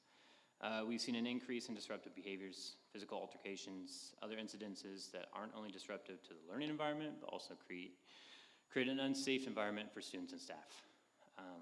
Today, we witnessed firsthand the consequences of this issue. Two students engaged in a physical altercation, which resulted in an educational assistant colliding with a pole and then had to be escorted by ambulance to a hospital. This is just a stark reminder that this is urgent and it needs to be addressed. We must acknowledge that our current disciplinary measures aren't holding kids accountable or providing them with necessary skills to better handle these conflicts and situations that might arise in the future. We need to address this issue by creating a sustainable alternative program that meets the needs of these high-need students and provides them with structures and assistances to be successful. We can't continue to let these high-level incidences occur, and I hope that things will change. We need to be proactive, take the necessary steps to provide our students with the support and resources they need to succeed. This includes additional funding for an alternative program that can be successful from the start, because currently what we're working with, it's like building a plane while flying it come September. We need to create an environment where students feel safe, supported, and empowered to make positive choices, and this can only be accomplished through a comprehensive approach that addresses the root causes of these behaviors: trauma, socio-emotional learning needs, mental health issues. An alternative program can provide students with individualized attention and support that they might not be getting in this traditional classroom setting. It can also provide opportunities for students to develop social emotional skills, such as conflict resolution, coping strategies, communication skills. I'll close with this. So, an alternative high school didn't always exist at Corvallis School District. However, previous administrators recognized the need. They worked together, reallocated resources, and now we have College Hill, which is wildly successful and meets the needs of so many students. And we're just asking you to do the same for us in the middle school.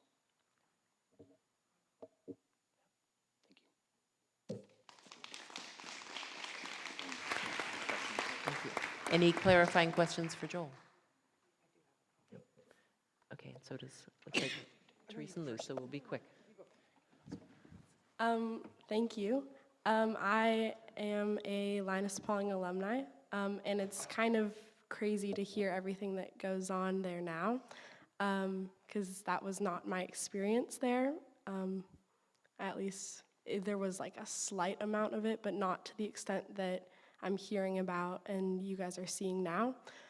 So my question is, like, are there reoccurring patterns and like reasons why it could be happening now? I know post-COVID is a big like reason for it, but I'm wondering, like, is it certain students or certain ages? What's going on? I would definitely agree that post-COVID, there's just higher needs. It's just a fact. But in addition to that, yeah, there are a select group of students, it's pretty small, who just, their needs aren't being met within the MTSS that we have provided or the PBI strategies that we have provided. And we try and we try and we try. I mean, we talk during team meetings for hours about these students, and it just hasn't resulted in the outcomes that we would have hoped. Okay. And have you talked like to the students themselves and asked them what their needs are? Personally, me, if they're in my class, yes, but not all students that I'm discussing with you, I guess, because I haven't taught all of them. Okay, thanks. Lou? I had one question was, knowing the board's role is like overseeing policy and the high-level budget, not the detailed pieces at the individual school level, and doing liaison kind of work, how do you see us better supporting you all's work as a board? As of now, we have one additional FTE allocated for this alternative program, which we are really appreciative of. But a lot of teachers are getting pulled from their current roles to fill in these certain situations, and with some of the budget cuts that are coming and the support staff that's also being lost, we see greater need. So we just have a lot of concern in regards to how we're gonna make the system work with what we currently have. Okay, yeah. Do you see us as being like thought partners perhaps, like with you all? Yeah, okay. Exactly. Thanks. Thank you, Joel. I know we have... We have one more, and I want to do just a quick pause on time check with our students, who I know often go at 8. Sometimes I know rides are time sensitive for folks. Are you okay to stay through the next public comment, or does anyone need to go? Okay. Are you okay, Celia? Okay. If you need to go, it's okay. If you go. Thank you so much for being here. Thank you, Celia. All right. And my apologies, I didn't mean to interrupt your. You're welcome. Thank No, you for you're- being here. You're great. I was scrambling, sorry. So just make sure to tell us your name and. Good evening. My name is Amanda McBride. I work at Linus Pauling Middle School. I live in the Garfield boundaries. Hello. Like I said, I'm Amanda McBride, and I have been an educator for the Corvallis School District for 11 years.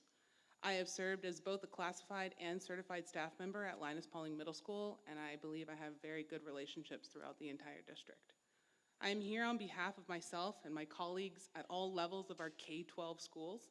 I'm here to speak on behalf of the behavior needs and support we need district-wide. I'd like you to consider 2 major funding priorities as you're working on the budget and influencing it.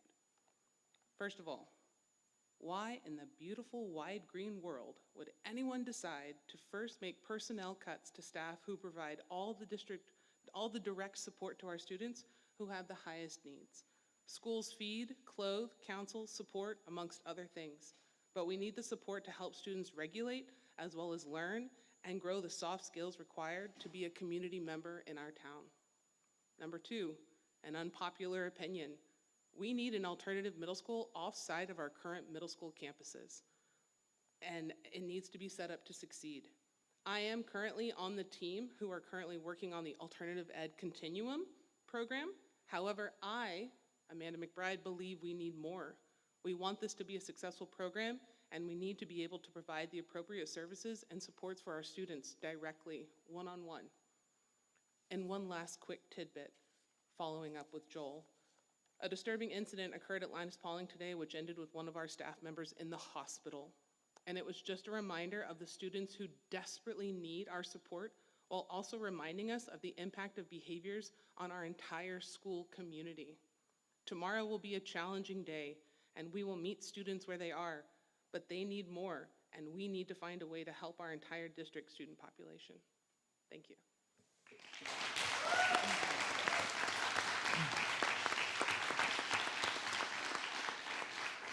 Thank you, Amanda. Any clarifying questions from the board? Sammy?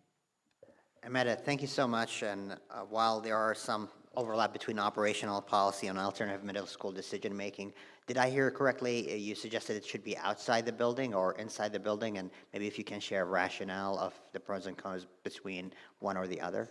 That's a great question. I'm glad you asked. Seeing as how I've worked at Linus Pauling for 11 years, I've been privy to being an EA who has worked with the class program, which is now Tier 3 students, as well as certified teaching. And I teach an elective, which is wonderful, and a lot of those students who need those hands-on skills, who don't do well in a traditional core class, rely on those electives. And also, Linus Pauling Middle School is huge, and it's got a gigantic population. We serve dual language, we serve ALD, we serve life skills, we serve Tier 3. We have a lot of programs in our school, which is fantastic, and also it's draining.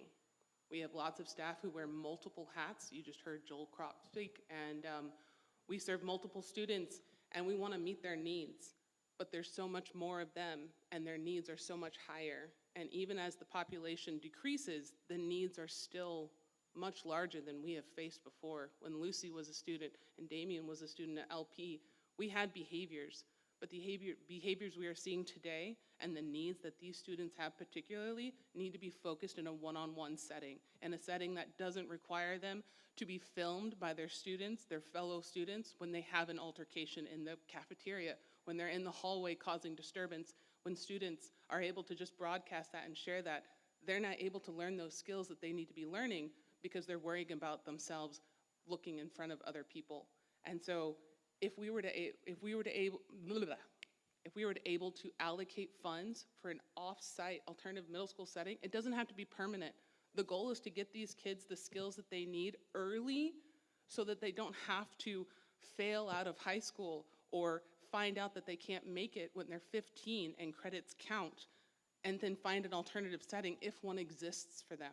We need to get these kids out of 5th grade prepared as 6th graders, support them while they turn into adolescence. Middle school sucks, pardon my language. It's the worst time in education because not only are your hormones raging, but you're trying to figure out who you are as a person. And to do that with all of these people around you and learning those soft skills, our schools are too big. We have too many things that we're trying to focus on, and those students are getting lost. I speak for students who are nervous about going into high school next year because they know, and we know as teachers, that they do not have the supports at the high school level that we somehow miraculously find for them at the middle school level. And so these students move on into the upper echelons of our school district, and they fall apart. So I'm so sorry for going. No, thank you for sharing. Thank you.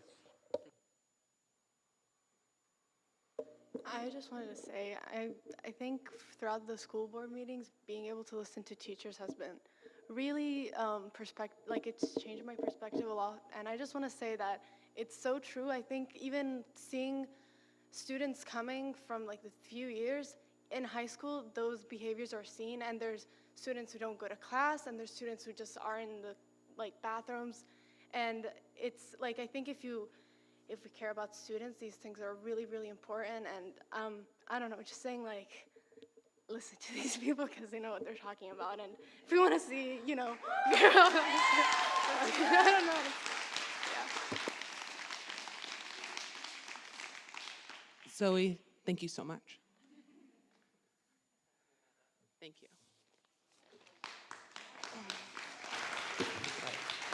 Should we take a quick break? How many minutes? 5 minutes? Yeah. 5 minutes. We're going to take a 5-minute break so that we can also excuse our student representatives and effectively say goodbye to them while we transition next to our next conversation. Thank you for those of you who came. Thank you for those of you who shared public comment. And please know we carry your voices and words with you into our next conversation on board goals. Thank you.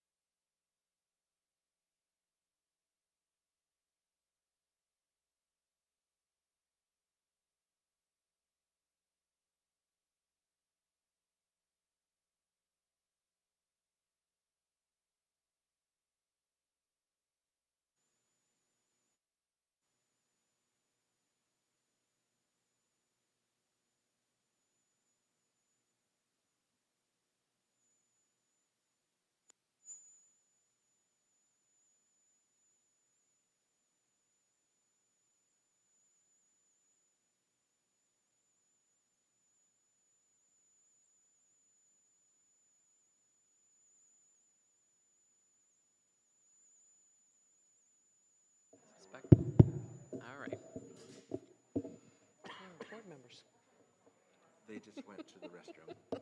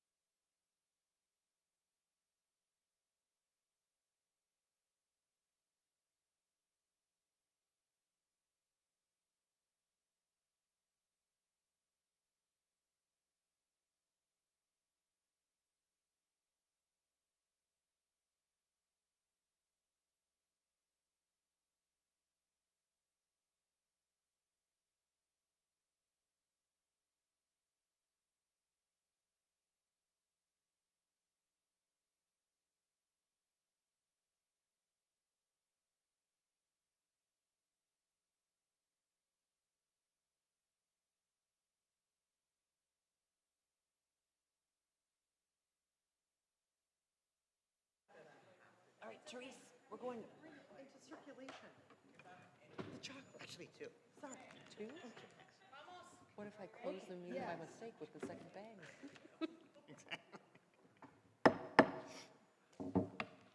Corvallis School Board meeting is reconvened. And next on our agenda is the Oregon School Boards Association work session with Kristen Miles. Thank you for being here, Kristen. Thank you for having me. Am I? Okay. Thank you for having me. Welcome to your last session with me. It has been a pleasure. And as I always say, and I will say it again, I do not say this to everybody, the way that you do this program is really an exemplar of what we have always wanted for our Promise Scholarship program. I am thrilled to have worked with you all of this time and really congratulate you on wrapping up another one of these. So thank you for doing this. I'm happy to be closing this out with you. Let's see, I've got a screen to share, which is already up and ready to go. If we can share that, great. So what we're gonna do tonight is talk a little bit about your community feedback, then we're gonna look at your big goal areas.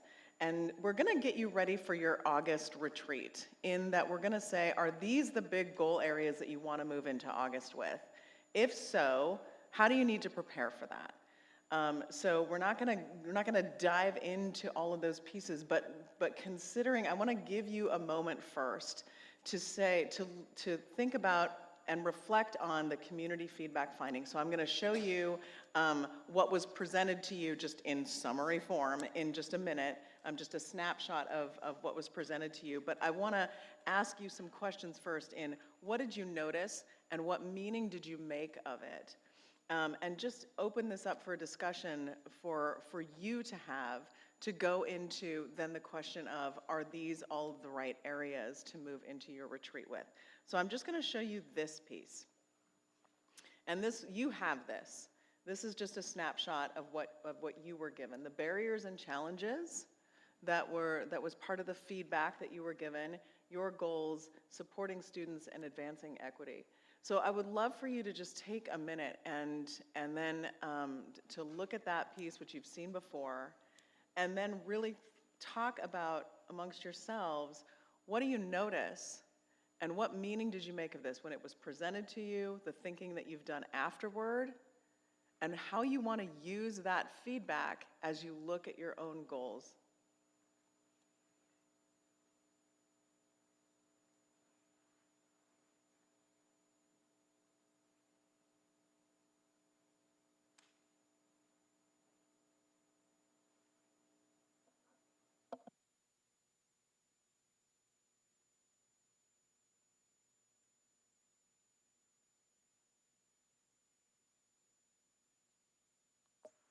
Kristen, are we thinking right now? Because I have thoughts already, so You I can, was just wondering. you can think until you have thoughts that you want to say out loud. I would say, please, this is invitational. Okay, I wasn't sure how much time you wanted. Go us to- ahead. I noticed that there have been a lot of changes that are not reflected in the goals. When I looked through the report, I was like, there's a lot, I felt like that's missing in the goals. Or that they're speaking to areas that need to be emphasized more. So I noticed both of those things happening when I reviewed stuff. Which part? Both? Both, okay. So there's a lot of in here, like if we're just looking at the list on here and looking back on the things, my computer, I forgot my charger, sorry, but I have it on my phone, but it's tiny. And so with the communication especially, around those parts, I know we've made strides in some areas, and like we've seen a lot of that reflected tonight, like we need more communication with staff, right? And so that's missing in the goals, that's not even reflected at communication in general isn't really in there as much. There's a little bit, but not a lot. And then equitable systems, I feel like is reflected in a lot of areas in different ways, but it's also written in a way that's really maybe not the needs of the community right now, of the school communities. And that's where what I mean, like some of it's reflected in there, but there's areas where it's like maybe it has shifted, like what the need is, but it's still needed. And then there's areas where there's things that are completely, I feel like, missing. And so that's where, does that help, Ryan? Yeah. Okay. Yeah, and I can chat for a long time, so, but I'll pull it up again.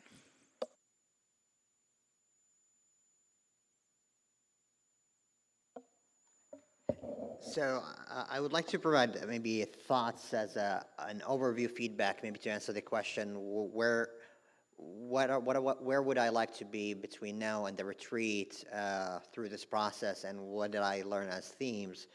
And to lean in on the observation that there are some missing elements from our goals. I think some coding is necessary for tables 9, 10, and 11. Table 9 about students, how we can support students, 10 about overview about the goals, and 11 about advancing equity. And coding each one of those elements, not only the themes, but also the examples. Is it a goal as stated? Is it a strategy as stated? Is it a benchmark or a metric? Operational priority, policy, AR, or cultural change and emphasis. And based on that, it could be one, it could be multiple. Based on that, is this where it should sit? Or maybe actually it should sit in somewhere else within those layers of what I would call strategic governance. Should it be a goal or should it be a strategy? And if it is a strategy, where does it fit within the goal statement? I think that's a step I would like us to do, whether collectively as a board or offline as a homework, where we look critically into each example and theme and map it to these elements: goal, strategy, benchmark, operational priority, policy, AR, cultural change, and emphasis.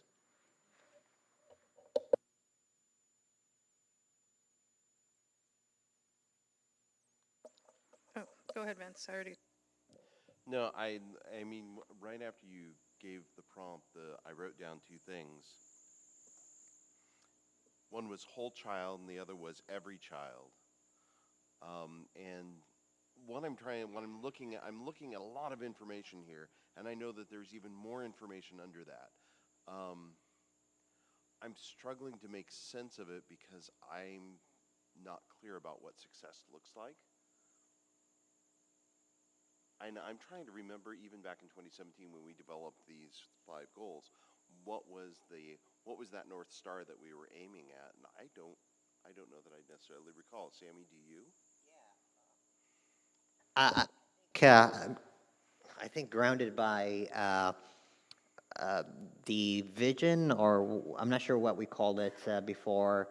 Every student graduates, every student shows growth, and every student have a plan. Closed opportunity gap. And I think that was kind of the manifestation of those three themes, we saw them as we achieve that if every student graduates, reads on third grade and on track on ninth. Every student, our systems are equitable, and our health outcomes are as such, and so on with our goals. So I think that was like the manifestation of these three elements, high-level elements, were through these 5 goals at the time. Yeah, and I mean, those 3 goal areas, every student graduates, every student shows growth, close the opportunity gap. Those are really discussing the how. What are we going to do to achieve success? It doesn't talk about what is success. What are we doing? What is the purpose of the district? What's the purpose of public education? And that has changed. That is a moving target. I say this to school boards.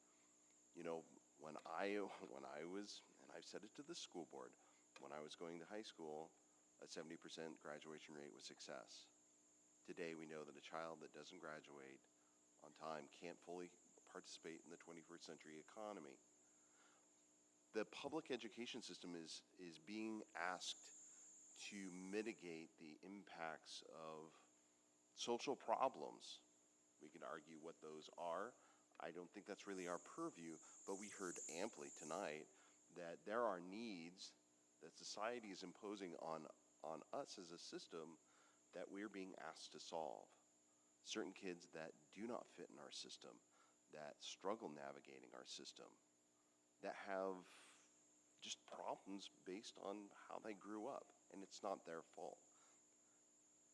That's why I come back to this idea of whole child and every child. We are growing, the expectation today is that public education will grow a whole child, will support the whole child. Not just their academic growth, not just their cognitive growth, but their behavioral or their emotional growth as well. And that we're being expected to do this for every child without exception. If a kid comes to us, we don't get to turn them away. We take every child. I think that's really important. And I'm reminded, I've seen other districts use a student profile as a way to visualize this. This kid is going to be able to do these sorts of behaviors academically, these types of behaviors behaviorally. This is how they'll engage in the world. And it's kind of a qualitative approach. I'm not necessarily suggesting that, but I think we need to get very, very clear about what we're trying to achieve. And then once we're clear on that, the buckets will become easier. It'll be easier to manage this information. And maybe I'm just processing out loud, I'm sorry.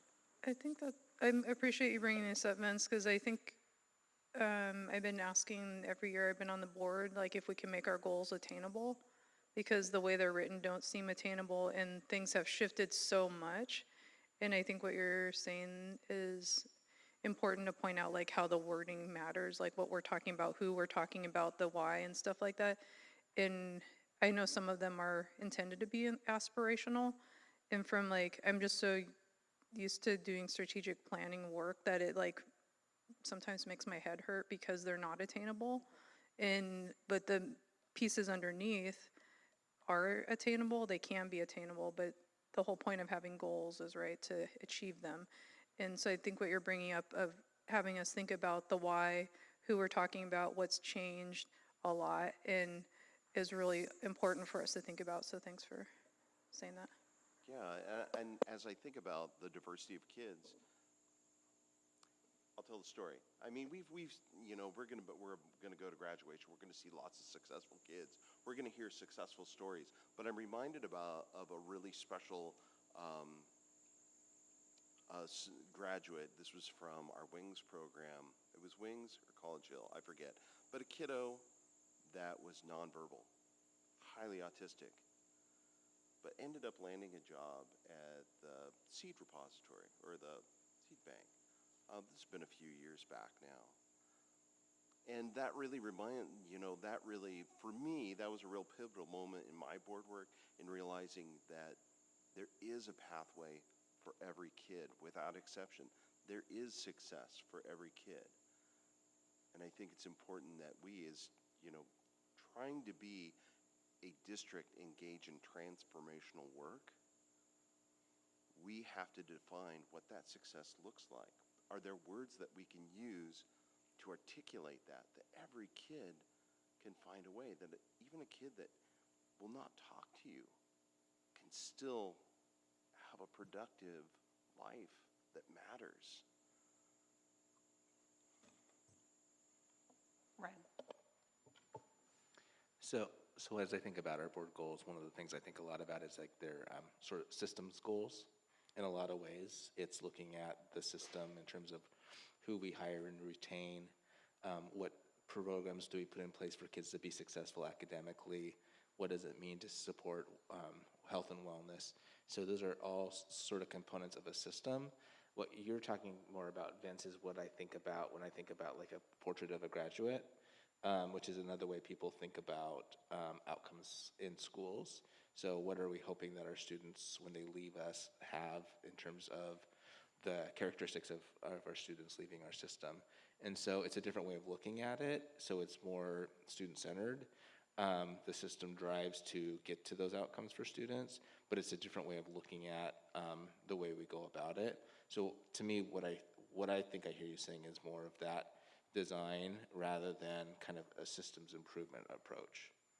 Is that accurate? Yeah, it certainly would help me organize all the information, well, one that we receive from community, but also the information that the district, navigates all the time. There's a lot, it's easy to get lost in all the information. It's like, what are we really aiming at? What are we trying to do? And hopefully that's the next part of this is, as you look at this and say, okay, what were your thoughts as you synthesize the community feedback? The next question is going to be, we're going to look at, okay, what are your current board goals? Are these the right areas to be talking about as you move into August? Are these still the big buckets? What you're going to systematize under that is going to be your August work, right? The pieces under that, but in order for you all to get the right people there with you in August and to set you up for August, let's talk about next. Are these going to be the things that you want to set up as far as the system and as far as those buckets that you want, those pillars, whatever you want to call them, that you want to talk about? Shauna, Therese, did you want to? Yeah, I think I wanted to go back to Lou's comment about the goals and about the challenge of like aspirational goals versus, and I guess I was just wondering if it would be okay. Could we maybe land on an example of one of those and take a few minutes to kind of unpack the difference between these aspirational goals and then these goals that we feel like we know we're holding on to them, but we know that we can't attain them? I'll give you two examples of ones that I don't think we can attain, and some of it is outside of the realm of our control with the first one, and that's like the every child statements, like every child this, and so that's just it. I don't know how it could be possible for any school district because of whatever life circumstances there may be in a family's life or in a student's life, and so I think that statements like that make them unattainable because if you don't get that absolute every, and then the other one is equitable systems, there's a lot of things outside of the realm of the reality of society where a school district can address how it's worded right now. And those are the two and then the long range facility planning is attainable, right? Like that one is super attainable. That one's like the check, we can do this, check, we can do this. And so it's all about the wording and the way that we put ourselves in absolutes in the wording. And again, I've been mentioning this for years now, but I don't mind seeing it over and over again because I think I feel strongly that the district can do the same kind of work it wants to do and make the goals where that's like, okay, because every time you meet a goal, especially with equitable systems, more stuff's going to pop up. We see that happening right now with our work, right? And then we're like, there's still more needs that we need to address, but the way it's written is like, we'll never meet that goal, so we can't shift it to meet the changing needs. And so that's how I've been thinking about the goals. And does that help to have those examples? Yeah, that does help, and I think that's a challenge that when, in the way that these goals originally emerged, I think that, aspiration was, I just remember having a conversation where we had, well, every student graduates, and then I remember discussion about, well, no one has a 100% graduation rate. Like, our graduation rate is good, it could be better, but no one's gonna have a 100% graduation rate. And then some of the dialogue going back, yeah, but that's what we should be striving for. Like, there's a difference between striving for and setting a benchmark that lets us know if we're making progress in the direction that we want to go. And I like what you're saying, and I think that some of where we get into trouble with, well, where do we nest this, is that we have largely these, if you will, the North Star, like we can't actually get there. And so we have to find some ways to know if we're still navigating the direction we're trying to go, but we don't have these measurable intervals that we've called out and said, so if we want to see every kid graduate, let's get to 92%, because we aren't there. And 92 is closer to 100. So, and we will know if we get to it, and we will be able to look at what we did differently that helped us to get there. And so I think what I'm kind of hearing from you, that if I'm getting this right, is that it's great to want this really big thing. We can't measure that. And so we need to have something behind it that says, these are the things we are going to look to that tell us, did we get these? And the equitable systems has been a thorn in our side for a long time, because it's like, whoa, how do we as a school district do something that requires participation, active participation from literally every single part of our, every institution in our global social structure would have to shift for us to actually have equitable systems, and we are one district. And so what do we mean by that? And I think that's what we mean is the part that we are responsible to provide back to the community, and not language that feels like we'll never actually reach it. So yeah. And I think that the reason I keep bringing it up is because we measure our work as a board with this. It guides the work of the district. We evaluate Ryan on this, you know what I mean? And so these are all things like, how do we, if we don't have things where we can have some kind of measure that's going to be realistic, like how are we going to ever meet them? And I understand like the reason why we should have aspirations to have a 100% graduation rate. Everybody wants that. And I'm not saying we don't want that. And is that the reality? Probably not, like we've been saying.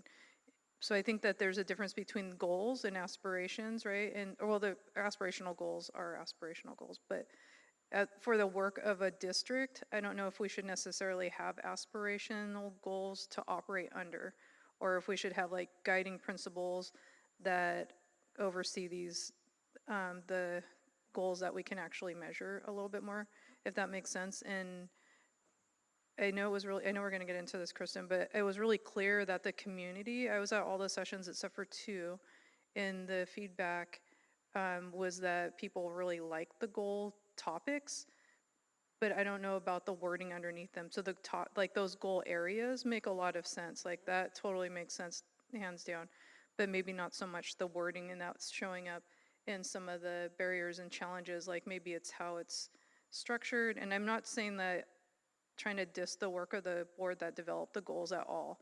I just think that things have changed a lot, and we need to really think really critically about how we're going to apply the goals and how we're going to measure them if we want them to be measurable goals. I'm not saying we need to do SMART goals, but I know that's one model, but I'm not saying we need to do SMART goals, but I do think that there should be some kind of attainable piece to the goals.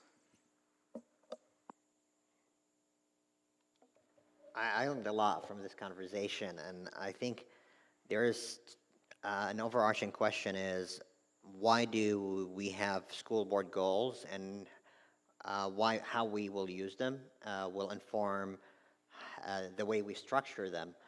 And I'm hearing two things, the spirit of the goals, the profile of the students, which is things that we can share with the community, talk about, to motivate, to prioritize our actions, to reflect our values is one thing.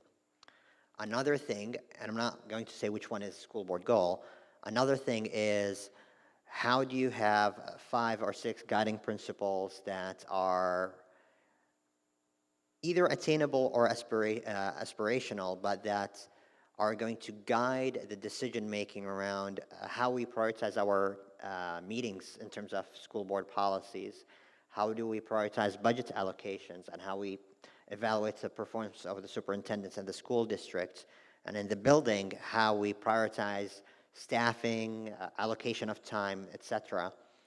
And I think, Lou, the point that you mentioned about you can't score 100% on each one of those goals reminds me of a good anecdote conversation that supports it. And I'm going to elevate that as an example. A conversation with a high school principal a few years ago, pre-COVID. They were talking about a high school student who arrived in the middle of the high school journey, and they were an English language learner. And without going into details, a statement the principal said, I know these actions that we did will ding us on the graduation rates, but this is the best thing for the students to have a solid, strong language and other credits. So basically, it's not prioritizing their credits in graduation over them for really to learn well. That elevated this in my head is like, oh, they did not only look at the students' achievements, goal number 1, and they did not prioritize strategy number 4 and strategy number 1. They looked at the big picture of the spirit of what we need to do and the combination of all the goals. And they understood even beyond the metrics that this is the right thing to do with this students. And I think that we're doing those decisions implicitly, where we're balancing the conflicting interests between the 5 goals. So sometimes you spend more money on equitable systems until you get to the 100%. And because of that, I ask a question for us. Should the goals be aspirational or attainable? Or should we put the attainability in the benchmarks we create for each strategy that we have? And I'm struggling with it. I'm leaning toward the second, which is goals aspirational, recognizing we're never going to reach for those 5 or 6 or 4 goals 100% on all of them, but this is the guiding star. One day we need to be there, recognizing we'll never be there, but also we need a forward-facing and operational benchmarks for us to say, here's where we need to be next year on these priorities, and that's more measurable. And I want to make sure, so what I'm going to do, because what I'm going to do is move you to the big buckets, because we're talking about those. And look at, now, what I did was, sort of synthesize, not I obviously paraphrased the descriptions of your goals underneath there. But these, what my hope for you all is to come out of tonight too is, are these still the areas that you want to talk about? Because as you move into the discussion in August about, what are, the profile of the student, how do you want to measure these things? What do you want to look at as far as board appropriate strategies, again, not staying in your role, but how you want to dive into those things, which is your August work. First, you have to decide, what do you want to take into August? Are these still the areas, right? You wrote these a while, these are the areas you came up with a while ago. How do you go into then 23, 24? What areas do you go into to that and however long you're planning forward with? So that's what this is. What blocks do you want to take into August with you? And so the deeper conversation that you're starting to have, I think, is going to be your August conversation. But oh, go ahead, Shauna. No, it's okay. Please finish what you were saying. Just to cap that, what I want you to walk away with tonight is, okay, we're going to have that conversation about how do we measure? What are the strategies? Like, what do we actually want out of these things? But first, we need to know what the buckets are that we're going to walk into August with. And then who needs to be there with us? Sean, sorry. Well, and it seems like along with that, Kristen, and then I have some thoughts on the buckets that you're talking about, that identifying that will also help us then pull it apart and say, okay, what are short-term, medium-term, and long-term goals that fall under this if we're looking at the next 5 years, and potentially SMART goals or moving in those directions of things that we can really help in partnership with the district look at what's feasible to do. What is it? What can be measured? What can be, how does this affect that work? I've been thinking a lot about the buckets, and Vince, actually, as you were talking about whole child, and what are we going for whole child, whole student, whether it's child or youth, how folks conceptualize themselves, that actually several of these goals would fall under that as potentially sub-goals if we were thinking about the student experience, right? Because really acknowledging the whole child means that we're looking at academics, academic achievement, social emotional health and well-being, real-world learning experiences and exposure to different pathways. And also under that, something that's not represented currently, our parent and family partnership. And so how is the district building relationships with families in partnership as well? And so when I think about whole child, to me that sort of pulls out as a bucket in and of itself, that several of these are encompassed under. I also think there's a tremendous area that we have heard now repeatedly, especially since the pandemic, that we really aren't acknowledging here. The only place we're really acknowledging staff experience under the current goals, I think, is under health and well-being. And I would advocate for pulling out a goal, not just around whole child and all these pieces, but then staff experience and well-being, which potentially could include things like recruitment, retention, capacity, support. If we're really thinking about what education is like for staff members these days and how different that is than in the past, that if that's an area that we really want to dedicate time to, we're having a workforce crisis. And I think we're only on the verge of seeing that in society with educators and education fields in general. If we want to be a district that, I can't say gets ahead of it because we're not. We're in the middle of it.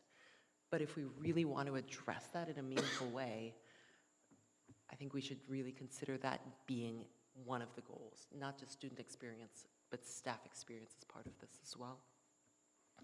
And then also, just one more thought that I'll put out there is that there are a couple of things that have risen to the top. One, communication across all levels of the system, right? We've heard that from folks around. How do we break down barriers and silos and really get more transparent across different levels between the board and the community, between different levels of the district system and students as well as staff.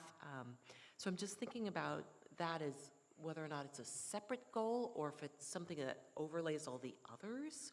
And then the same with equity, whether equitable systems is a goal in and of itself versus a lens and perspective that all other goals are reviewed with, and then each of those areas under those goals reflects that equity lens or both for something that important. So just a few thoughts to add. So I really like how you framed the challenge around equitable systems as a goal and what it could look like. I think when we originally drafted these goals, there were some foundational equity work that really had to happen in our district. It made sense at the time, I think, to say, we really need to look like we have some systems in place that really are working actively working against equity. I think that and a lot of that was in policy work, right? And like when I joined the board, there was a lot of discussion around where were the gaps in how our policies addressed issues of equity. And I think we've made a lot of progress in that area. I think also what we've done is we've demonstrated to the community that this is a high priority and a commitment. And I think that so I wonder now about what you're saying is, would it be more appropriate to say, instead of having this goal of equitable systems, what we want is to be able to say the way in which every goal or every measure that we're looking at is reflecting the equity work that we are doing. and we can deliberately see how it's in service to it. And equity in all, rather than equity broken out and treated as if it's a standalone component. I really appreciate what you just said, because I was chairing the board at the time, and we had a brand new superintendent, and we had a big turnover in board composition. My biggest concern at that time was that we would lose the momentum on our equity work. And so having equitable systems pulled out, was not an accident. We were definitely trying to center that. Now, so many years later, clearly that is embedded into our organization fully. So I agree, it's cross-cutting. And it's also a how. It's how we do things. It's not a goal in and of itself. It's baked in. I just want to take 1 second to acknowledge Vince's work on that too, and just say that you brought a lot of leadership to that process, and I know that you are, you're not running again, and so, but I just think it's really important. To me, it feels really kind of full circle in my experience on the board that one of the last conversations we're having about goals reflects one of the first conversations we had about goals with regard to the role of equity.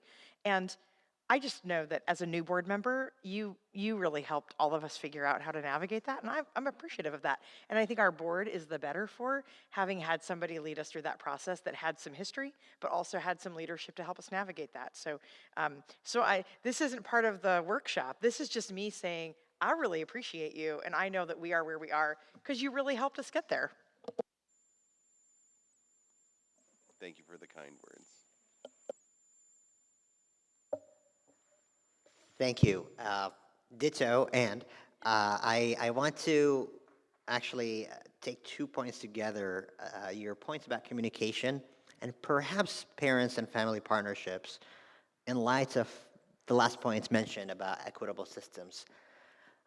So we already have the equity paragraph mindfully being put into how we measure each goal, right?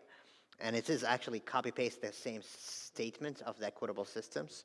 Something I found very powerful and transformative within the operation of the district and also in our work is under equitable systems, we elevate the strategies that touch discrepancies or gaps in how we're doing in any area, especially any area that gets us closer to this aspirational thing, which is we're gonna make sure that those identities don't show, one day don't show as a predictor or predeterminant. And I think communication is part of that. Because if we did not have communication, those who are privileged of getting the information easier are going to be finding the information, and those who are privileged to have their voice heard, they're going to get their voice heard, and vice versa. But when you have mindful communication, equitable communication, one day you will be able to establish that those who are privileged and those who are not privileged are going to have equal access to information both ways. So I think communication, maybe family partnership as well, those could be strategies that we can elevate as a part of a separate goal that recognizes this is a priority if we want to be equitable in the other goals. So I kind of still like it, even though it was a priority at the time to center equitable systems and make sure it's an anchor. I believe it still is. And it could help inform, but we got to be mindful what strategies we elevate every year to make sure we do that work. Point out that in the sessions that I was at, that a lot of the tables were ranking them because they thought we had them ranked by the numbers. They thought that was the priority ranking. And they kept there was a switch of equitable systems and student achievement, but those two were always on the top. Like the community that has been very clear in the feedback that they want equitable systems to be a goal. And so I don't think that should go away. I think the way it's worded has become a boilerplate for all the other things. And so that's something for us to think about in the fall is or not the fall, the summer retreat. Sounds like fall almost, but at our board retreat that we think about if we want to just embed that same boilerplate kind of language in all the goals to keep it anchored there and have something around equitable systems that makes a little bit more sense for where we're at. But I just wanted to point that out, that just because I don't think that that needs to go away at all, because we are definitely not there yet. And that's where else the staff shows up, is in that goal. And we have a lot of work to do in that area around that strategy of that goal still. And so, because I was like, when you said that, Sean, I was like, it shows up in equitable systems, but but that's the other area too that needs to stay, I think. But yeah. So I think if we were to keep it as a goal area, which it seems that it's as an identifiable goal, it's something that the community relates to. I think we need to revisit then what it is, because it doesn't reflect the momentum of what we need to do next. So I would say, well, we certainly don't want to in any way dismiss that feels like something the community can anchor to. So then we hold on to it. Then I think the hard work for us then is to figure out, well, then what is the equitable system thing that we're going to tackle next? And we did some great policy work on equity. That's what's going to be our next thing then. And maybe that becomes in the conversation in August, is what will we sink our teeth into? Yeah, because I think we definitely don't really look at the staff component of that very often, of that goal itself. And I think that's really important to note that we haven't been. But one of the other things that came up in those sessions that I kept hearing over and over again, like literally over and over again, is I can't remember what the question was at this moment. It was something about like, do we keep all these? It was something along those lines, or is anything missing?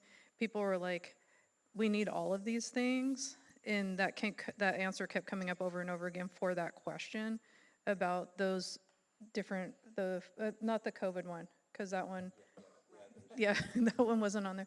But the other ones, they kept saying over and over again, like, we need all these. Like, why wouldn't we want these as part of our district? And it made it hard to hear other ideas of what was needed, because they were like, we need this, and how about we just rearrange the goal order? And that's what it ended up being, instead of it being like thinking about like how it can add to the goals, or if there was a lot missing. And I know there was some stuff brought up about things that were missing, but I did want to make sure that I pointed that out, since it kept coming up as a reoccurring comment. And that's sort of my big question for you is, do you walk away with these areas tonight, right? Again, and my question to you was also, like, do you keep goal in response to COVID-19, or does that go away? That's kind of gone away. That's gone away, okay. Yeah, it's gone away. And how do we feel about how that goal actually changed who we are as a district, and ought to continue to change us? And you're not going to like the word, Ryan, it's been a while since we said it. How can we pivot easily and continue to pivot and pivot and pivot? And that's not only for us as individuals, as staff, as a system, as students. And I think resilience and adaptability, if we are very resilient and adaptable, I don't see that stated in any of the other buckets. And I see it's more important than ever, especially given the financial horizon of funding education. Because if we were resilient and adaptable, we would be able to respond to the next pandemic, next crisis, and also the ongoing need to move staff around to respond to the needs of the students. So I think, yes, goal 6 is gone, but maybe there is some learnings there, whether it should be in the strategies or a called out goal, resilience and adaptability. Well, I mean, we almost need a post-COVID goal. Like we've heard many times in the public comment that in our classrooms in the post-COVID space, they're not the same. And so our goal to get us through COVID and to get us back into physical classrooms and shared, in-person learning spaces, we needed that. And now we're back there, and now we need a goal to help us figure out how we're going to do that in a way that preserves and even expands the wellness of the individuals who are participating in that. And we're hearing, I think, very clearly from our staff that that's not happening for them. And so, and given the experiences they're having with the students, it's fair to say it's not happening for at least some portion of our student body. And so I don't think just nesting it under health and wellness is necessarily what we want to do. I think we I think our community is telling us that our teachers, our educators are exhausted, and there's no slowing. Like, we don't have a period of renewal where we can just step away for a while. Like, it doesn't work like that. So somewhere in this post-COVID space, we need some goal that says we know this and we see this, and we understand that many of the things that we did during COVID and some of the things we did before COVID do not work now. And we're going to explore those and figure out what those are. I was thinking about that actually because it came up and we hadn't seen that goal for a while, and just the conversations we're having about the challenges that we face. And then I thought that if these are goals for the next 5 years, then we need to be thinking about how do we embed the work that needs to happen within our other goal areas. So that was sort of my train of thought related to both what Sammy shared as well as Therese. But it is important that it in some way shows up. When we added a goal around equity, the conversation was with Vince, and it was also with Ed Junkins, who said, as a Black man living in a predominantly white community, if we don't call it out, if it's embedded, then people start to forget about it. And so I'm trying to balance those two things about, I'm frustrated with our state school fund right now because we're still in COVID recovery, but apparently somebody decided that was over. And so that's where I don't want to lose it, but I also think about how do we integrate it. So I'm sort of wrestling with that. I think, Lou, I really appreciated the point that you made a few comments ago, just in terms of community saying, yes, we need all of this, because I heard the same thing echoed at the sessions I was at, and I'm hearing that from fellow board members tonight too, in terms of all of us looking at this and saying, yes, all of this. And I think what the question comes down to is not, what do we take away, because it's not that. All of this needs to carry forward, and we've identified some additional areas. I don't know if we've also called out sustainability as something that students brought to the table tonight, as well as we've been hearing from other community as well. I know that there's a little mention of sustainability in real world learning, but also then thinking about long-term facilities planning, both the embedding of sustainability initiatives into just everyday living as well as student learning.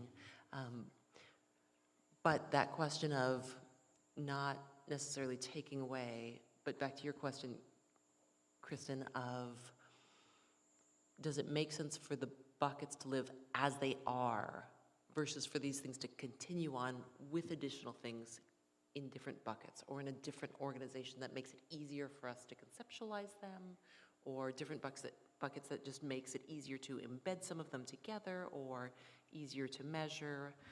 So I think that's what I'm wrestling with a little bit is it these buckets as you've been asking us versus a combination of these with others or a different organization? Right. Because what I want, right, because if you are, if you are taking all of these forward, and it sounds like, that's part of the community feedback, is that you need to take all of these forward. And I'm not hearing amongst in the conversation tonight, like, nope, this one is gone. I'm not hearing like, nope, student achievement is, we're not talking about that, or anything like that.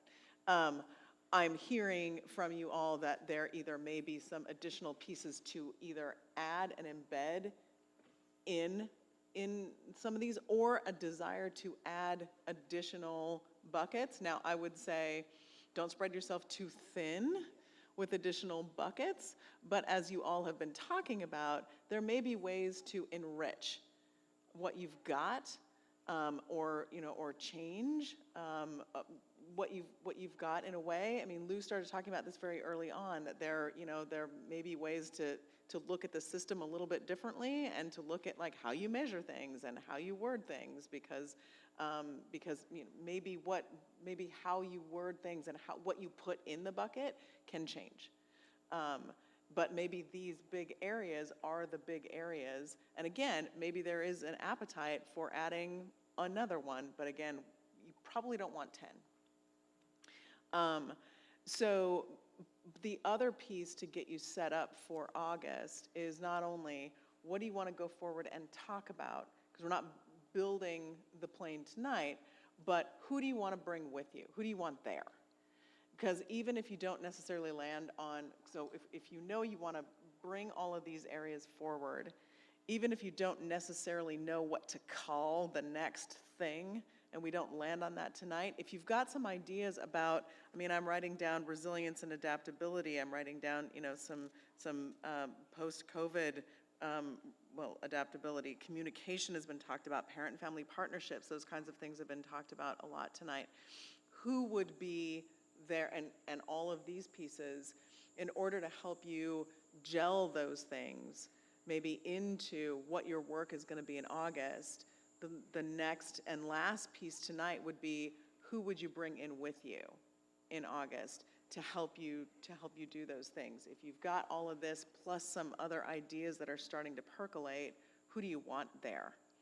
Who are the folks that you would want sitting with you at the table to bring information and discuss? Well, I think that we have an untapped resource in our students who have made it very clear that they're quite capable, and that sometimes we just need to get out of their way and they'll really do all of the hard work. And so I think we need to have them there for this. I mean, we have, it would be great to have like some of the area lead staff in the conversations. And I don't know if it would be possible to have like the union leaders there too, to give input, because they're not always the same, like, well, they're usually not in the same areas. But that might be nice to add in along with, if the students are available in the summer and want to engage. Yes and yes, I agree.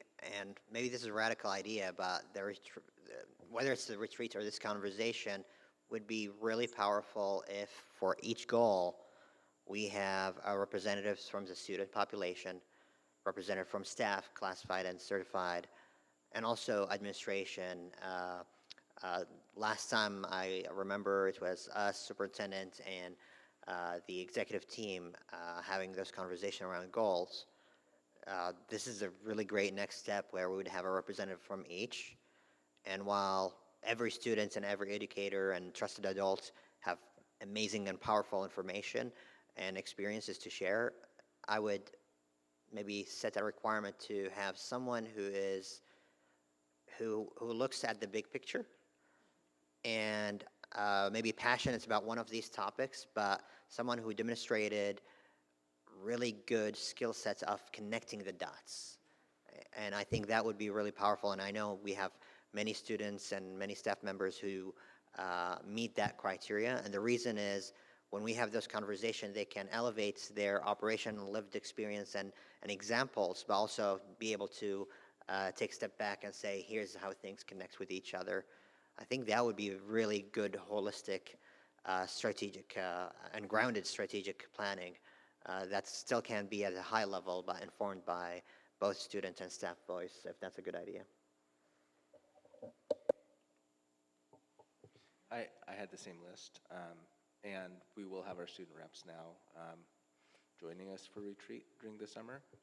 So I think we have that covered in a way we haven't before. So yeah, I think the list that you laid out was the same folks I had in mind.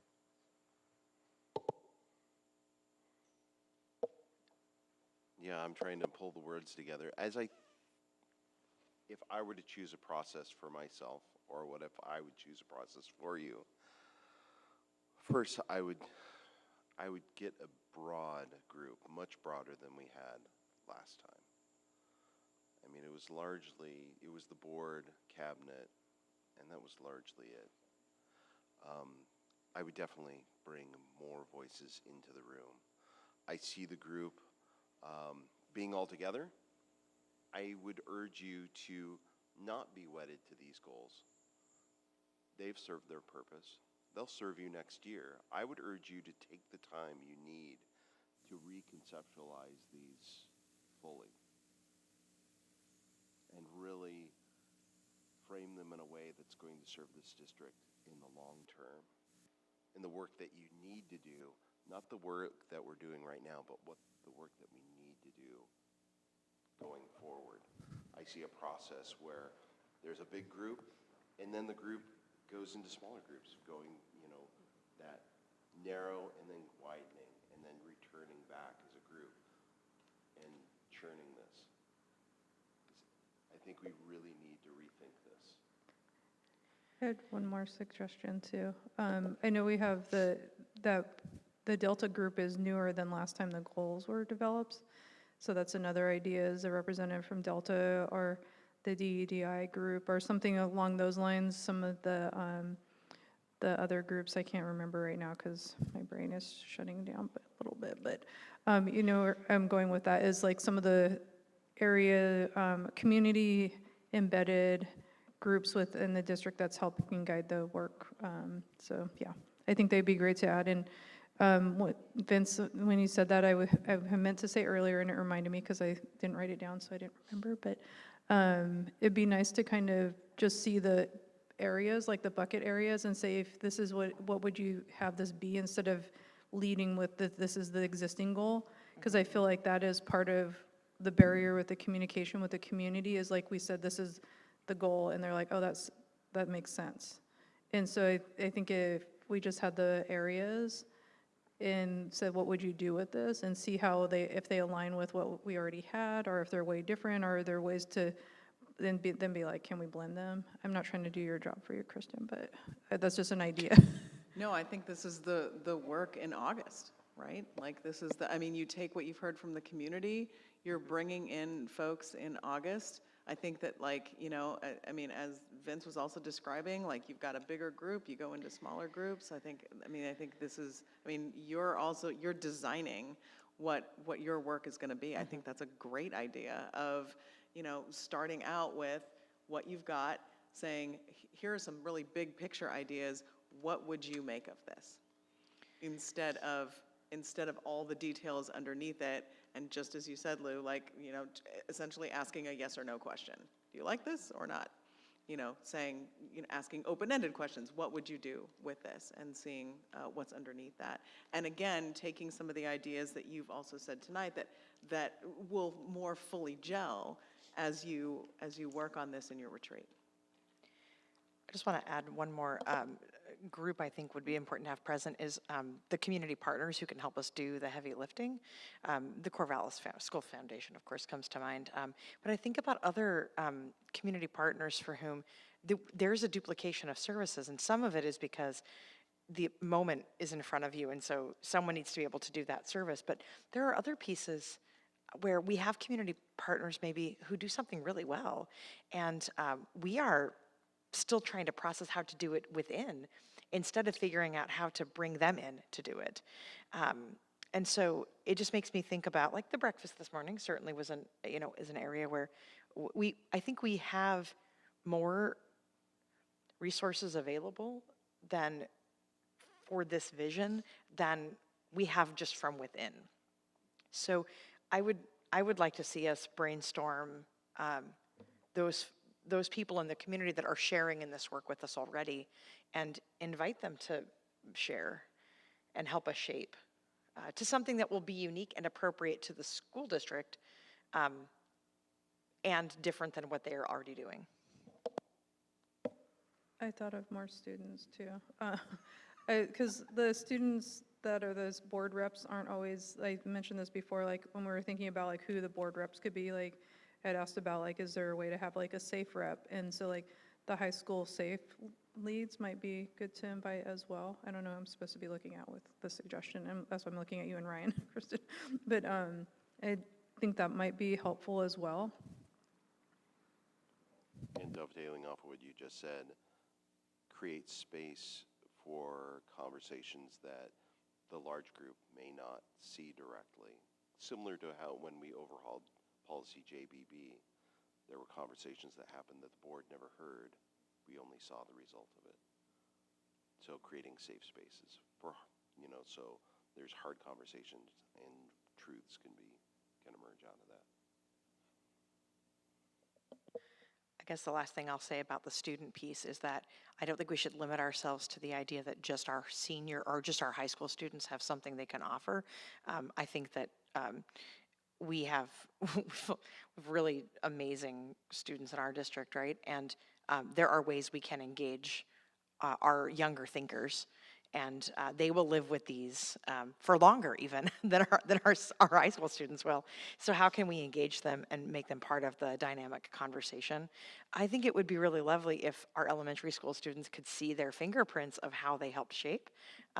That would give them some ownership, and I think we know that that really is, that's powerful and transformative for students. So, so let's figure out how to do that.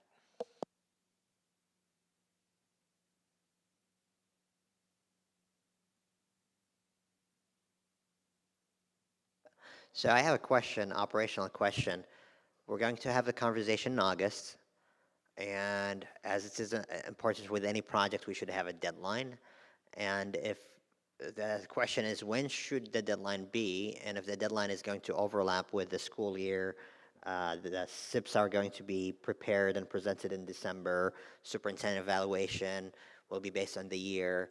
So should the board give grace to the district? And probably my answer is yes. That we are centering the current school board goals, 1823, and understanding that they might operate on those until we finalize them. I remember last time we were pleasantly surprised. We saw the new goals, even before they were formalized and adopted, being embedded in the school improvement plans. But I just want to make sure we're clear on deadline and also on how the district ought to operate next year as they do their different milestones. Was that a question for me? Probably, yeah. What's your proposal? I wasn't sure.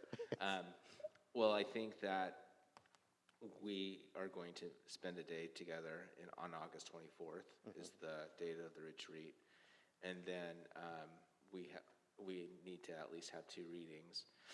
So to be honest, I would say that it will probably be the start of November before we've finalized these, which will mean that what we'll want our principals to do is to build their SIPs around the current goals rather than revised goals because of the timing. Yeah, and we're comfortable with that. I think that's really a good way to really keep the continuity of the momentum of the work happening, right? I'm not sure how we could do it any quicker. Yes, agreed. I don't think we want to do it quicker. No. That is what I was hoping you would do tonight, is sort of crystallize around that. I don't want to, I know you've got a very long agenda ahead of you. I don't want to rob you of time, but at the same time, that was my hope for you, is that you would start this conversation around, but particularly, what do you want to set up for yourselves for August? And my hope is what you got out of this is, here's what we want to set up for ourselves, and here's who we want to bring in to help us keep moving in August. And how do you reflect on what you heard from your community, and what are still the needs? And as your facilitator, I heard you start reflecting on that, who you need to bring with you, who you need to bring along with you, which sounds like a much more expansive group than you did last time, which is great. And what are what is the start of what you want to bring into, and then some additional ideas, which I think is great. And it sounds like the group that you're thinking, or the many groups that you're thinking of bringing in with you, can help you expand those ideas too and enrich those. So if that feels good to you, then what I can say is congratulations on your project. Again, thank you for letting me work with you, and I can leave you to the rest of your long agenda tonight. If you need anything from me or have any questions or last thoughts, I'll leave that to you. Anything? Thank you. Yeah. Thank you, Kristen. Thank you. Just a quick, sincere thank you, Kristen, and for your team, Vince, you're included, taking time away from your family and being here in Corvallis and all across Oregon. We're very fortunate to have your help and support over the years, and hope that it continues, and really appreciate all what you do. It's phenomenal. Thank you. Thank you. I've really enjoyed working with you. I hope to continue working with you. Thank you. Same. All Thanks. right. Take care. Kristen. Safe travels home. All right, next on our board agenda, we have the bond update with Kim Patton.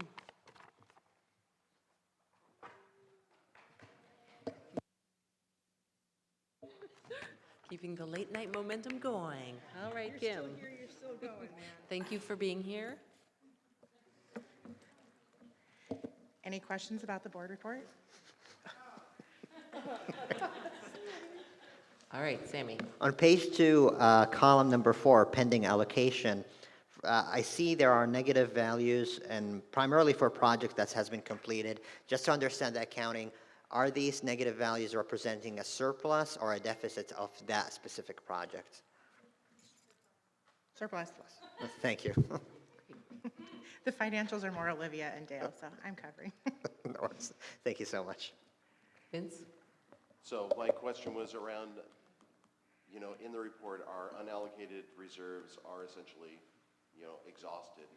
What is the status of our project-based reserves? And I'm just wondering about the safety of the project as we're nearing the end. We have contingencies in all of our active projects right now, but we are making hard decisions every day to keep ourselves within budget. And so it's taking a lot of focus and a lot of prioritization, and we are going to do it. We're going to make it happen. So I think that we all on our bond leadership team feel like we have the means to make these projects come to fruition, and we're on track.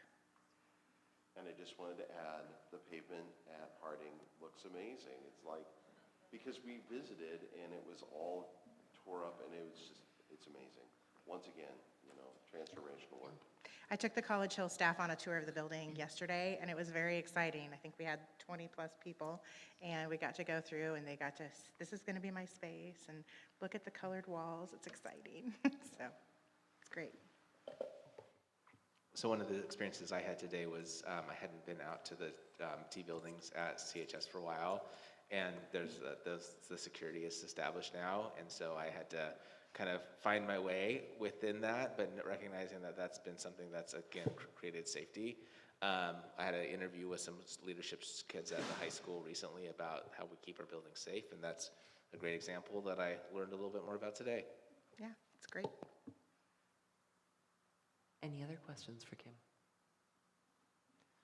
Well, thank you for your very thorough report and for being here tonight. We really appreciate you being here, especially so late on a Thursday. Yeah, no problem. Thank you. Thanks, Kim. Okay, next on our agenda, we have a curriculum adoption presentation.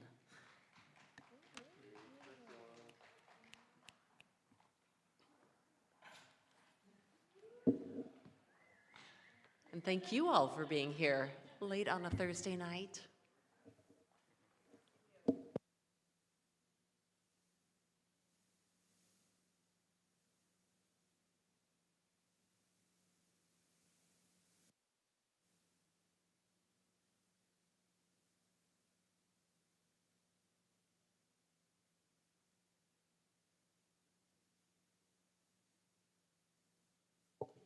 So as this team's getting ready to present, tonight there are 4 curriculum adoptions that are before you.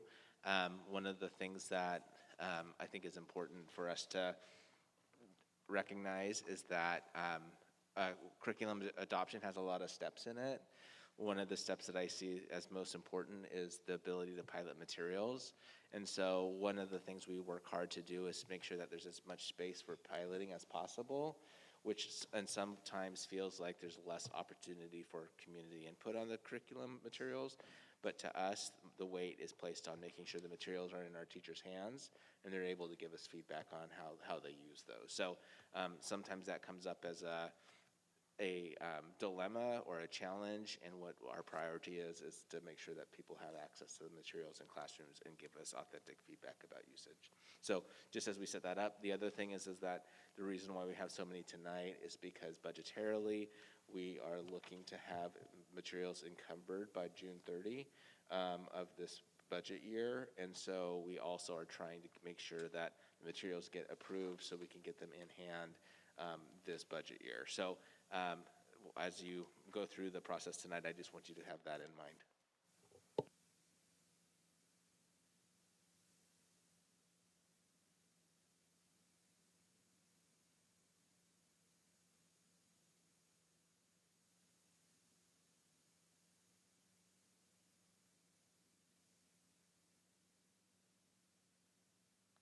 I also can't share because I had this the other day with my Zoom. It doesn't actually give me a tab option. Yeah, it just says desktop 1 and a bunch of white different options that aren't what I want to share. I had it happen recently at another meeting.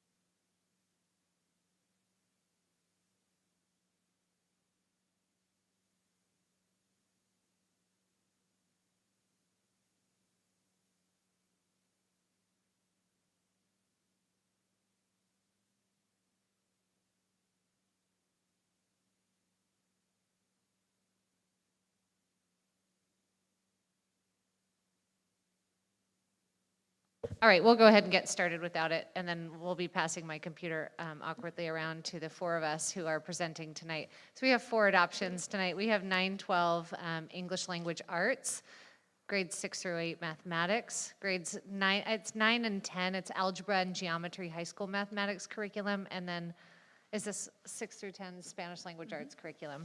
So those are the 4, and then we'll introduce ourselves, and then we'll share some details about each adoption.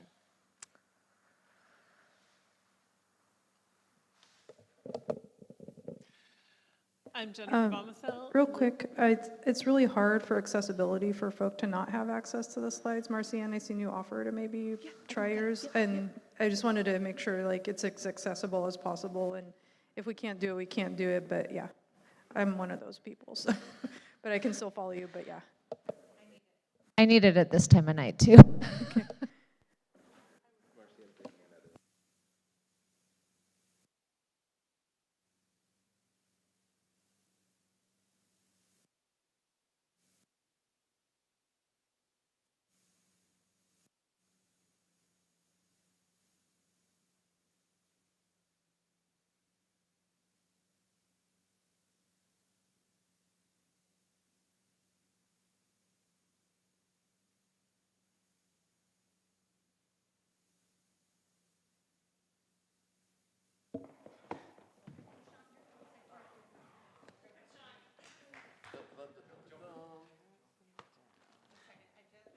For those listening in or watching the video later, we're just managing some technical difficulties.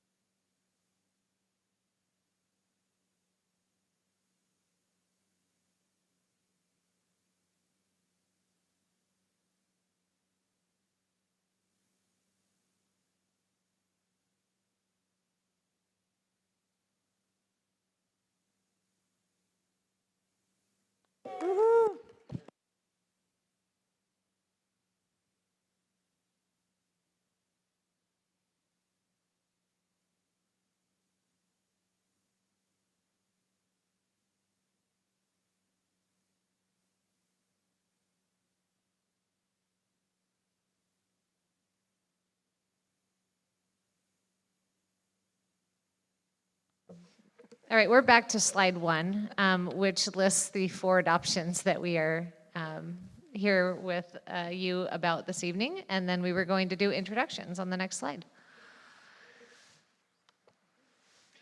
I'm Jen Bombasel. I'm a middle school math teacher on special assignment working with K-12 mathematics in our district. I'm Kim Johnson. I'm the middle school coordinator. Good evening, I'm Marcianne, and I'm the Multilingual Programs and Equity Coordinator. And I'm Nikki McFarland. I'm the high school coordinator.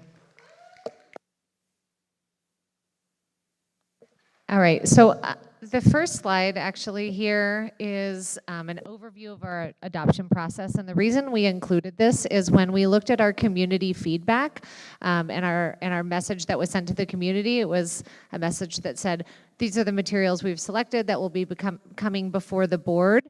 please review them and provide feedback. And it's not working very well.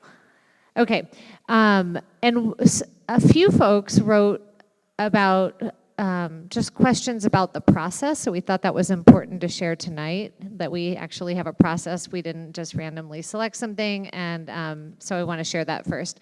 So we developed this year a rubric for reviewing the state list of adopted materials, and that rubric is aligned to board goals. The specific board goal that shows up in there is related to real world learning.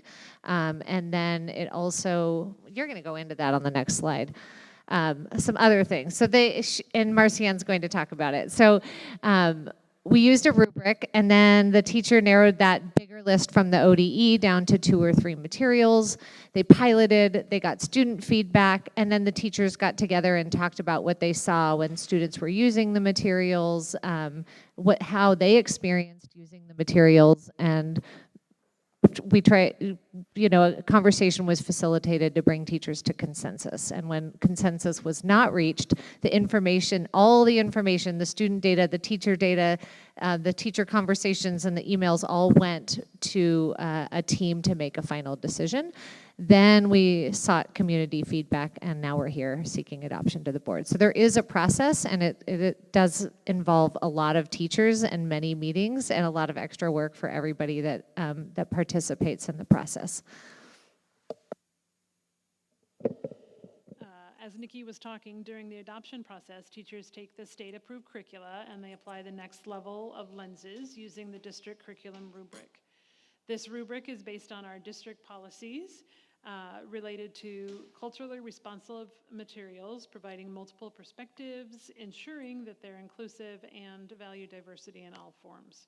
The rubric is also based on board goals supporting real-world learning, and this rubric is also aligned to our 5D in order to better support the teachers in ensuring that the curriculum that is aligned to the 4 relevant pieces of the 5D rubric.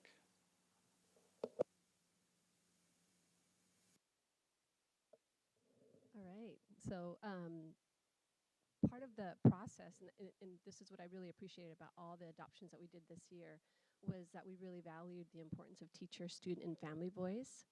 And so one of the things that we had an opportunity to do was when we were looking at materials, we brought teachers together, whether we were adopting math or language arts or Spanish language arts, bringing teachers together to give them time to look at the materials and collaborate was really a valuable piece for us.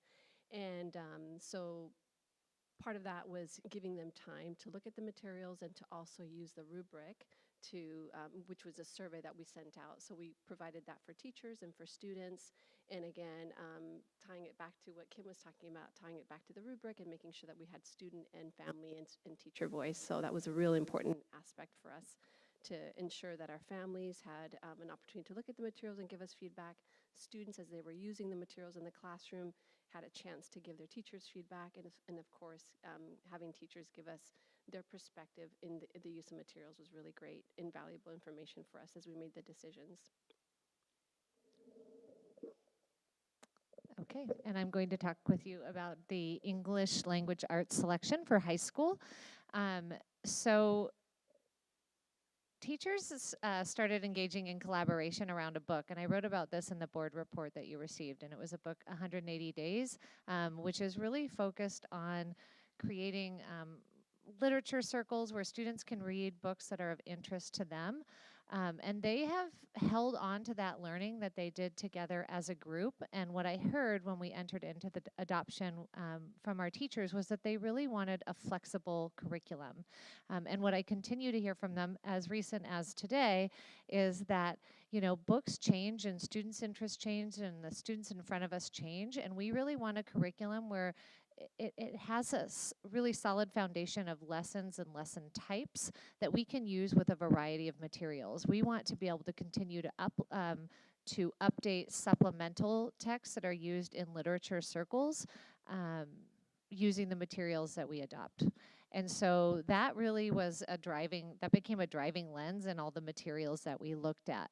And we selected an open source material, Odell High School Literacy, that was offered by 2 different publishers, and our teachers landed on Imagine Learning as the publisher. And what I love to hear from the teachers is that it was all about the supports for our ELLs that really kind of tipped them toward that publisher. They said, it's just built right in. I know what I have to do. I don't feel like I have to do extra planning, and I feel like it's going to make me a better teacher. So in tonight's presentation, I think each of us just took a quote from the feedback that really summarized why our teachers selected these materials. And so I'll read the one from about Imagine Learning.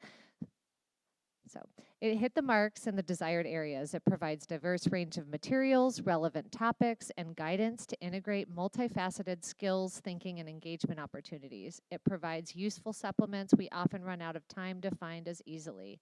It looks helpful to new teachers to build curriculum. Veteran teachers can choose where to enhance current, I think a word got cut off in their response there, but I think it was probably, current lessons. And so, these materials I just felt like really hit the mark for all the teachers in terms of being flexible and in terms of supporting our students. There were a lot of books that are familiar to our teachers, and then there are some new ones as well. But the core structure of the lesson they felt really supported student learning. Yeah.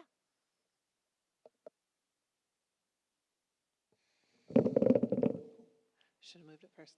All right, so middle school mathematics. First I want to say we adopted 610, not 612. So 6-8 is our middle school.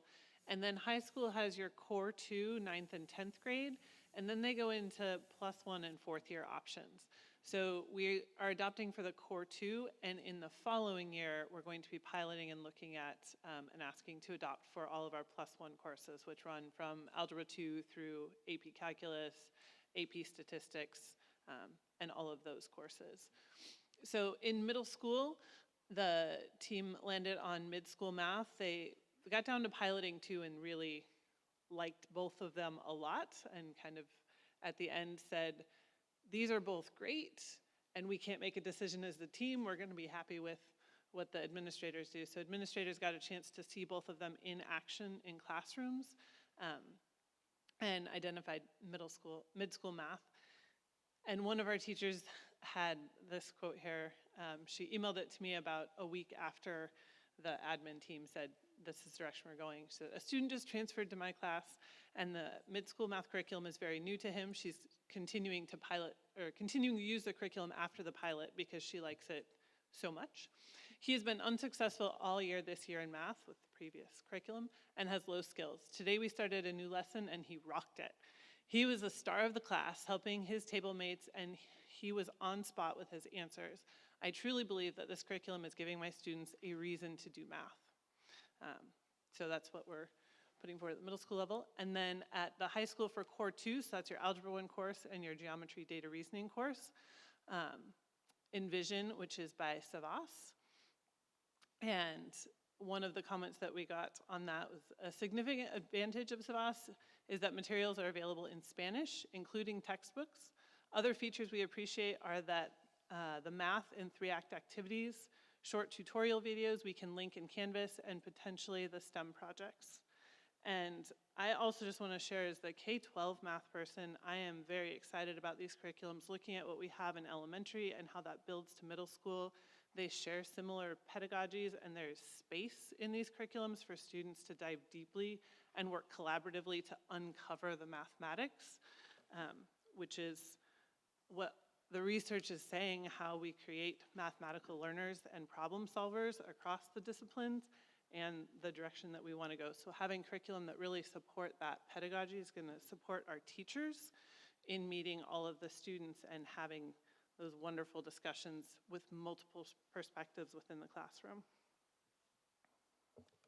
One thing I want to add is that at least at high school, and in our presentation in our board packet, we really focus on the reasons for selecting curriculum. We did also get some feedback from community and staff on, some shortcomings. And so in math in particular for the high school, our teacher said we need more low floor, high ceiling tasks. So they said the 3-act math tasks are great, and we wish we had more. But again, what they said is there's some familiarity in this curriculum, and we can use the pattern and the types of activities we see in math and three-act tasks to grow what we do in the future. So it's a starting off point as well for those things that they identified as weaknesses in the curriculum. And then their other kind of, thing that they had questions about was they said the accuracy of answers was off sometimes. Like this whole section, this whole fourth section, I don't know in what chapter, whatever, they said, all the answers are wrong. So I just had to check my work. We know that there are publisher updates that are coming. So what we present here, I want to own that we kind of give you all the positives, and the teachers do identify some negatives, but in the end, the data that we get from our community, from our students, and from our teachers, and from our observations are what lead us to making a recommendation.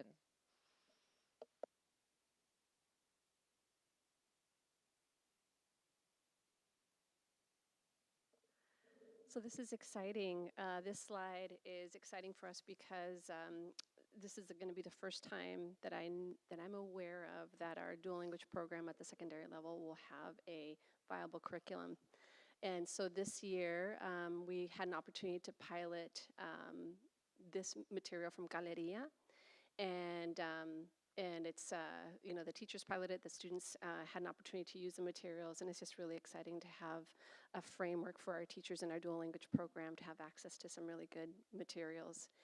And what we did also do is included another publisher, which is called Books del Sur. And so what that does, it allows for student text to accompany the themes in the Galeria curriculum, which is going to be a wonderful opportunity for students to really dig into text and have book studies that are thematic and are tied to the Galeria themes. And as we spoke to the students and the teachers gave us feedback around the Galeria material, saying that it was organized, that it was meaningful, it was manageable, it was grade level text, which is really what we want. We want to make sure that we have the rigor in the classroom. It was consistent, and there was cultural perspectives around the world, which was really wonderful. One of the things that I also thought about when we were getting feedback from the teachers is that this is a wonderful material to have for even new teachers. When we have new teachers come to our district, having to create their own materials is really hard, right? And so if they have materials that's available in front of them, at least they have a framework and a basis in order to amplify whatever they want to do. Our teachers are really skilled in our dual language program, and so they innately add a lot of beautiful instructional strategies to the curriculum that they have in front of them. But now we have something that's consistent, 6-10, which is just a wonderful celebration. So we're excited to hopefully purchase these materials for our teachers.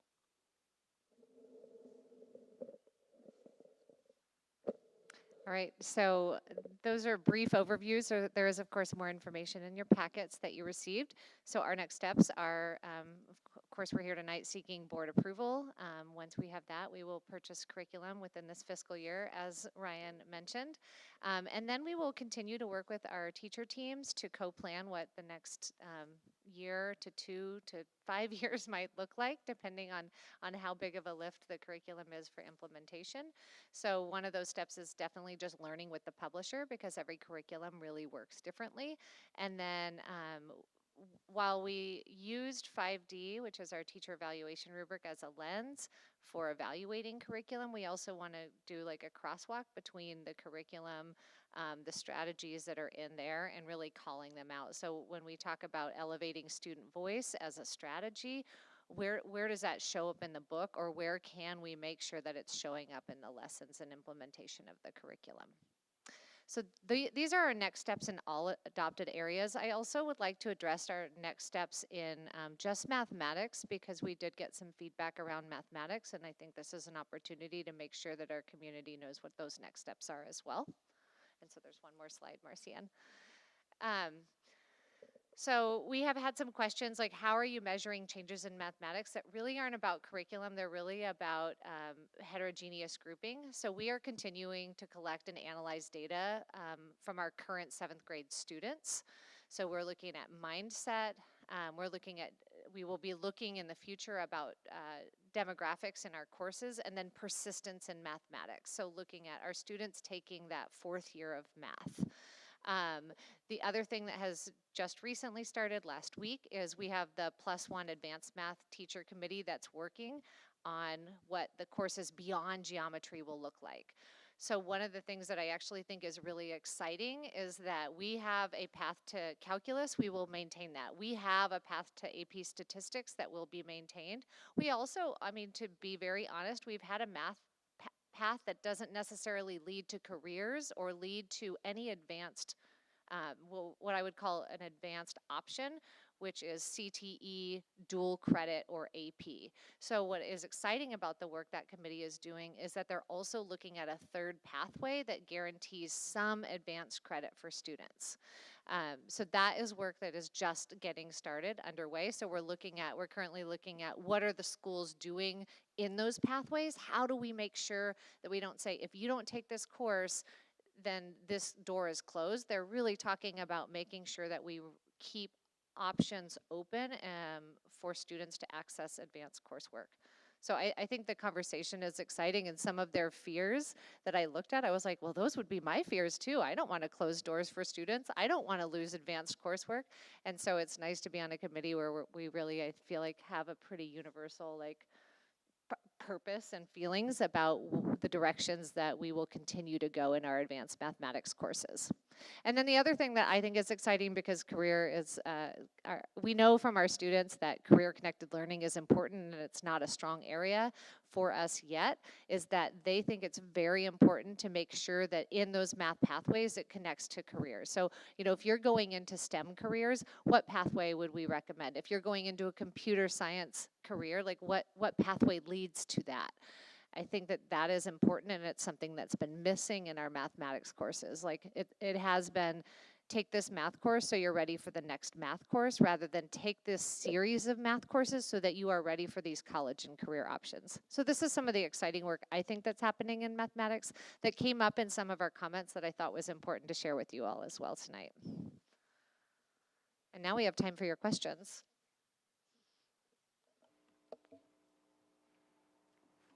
All right, Vince.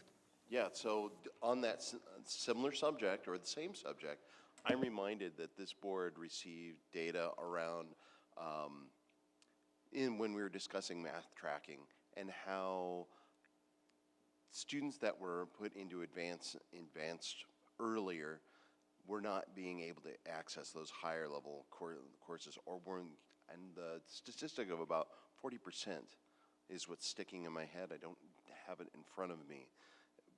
You know, that didn't sound like we were serving those kids very well. Do we expect, with these new curricula and the new approach to the way that we're teaching math now, where we're trying to keep kids at grade level, do we expect that we're going to see more kids accessing higher placement math? Yeah, so this is interesting because it was part of a conversation I had with 3 Crescent Valley students this morning who interviewed me about changes in mathematics.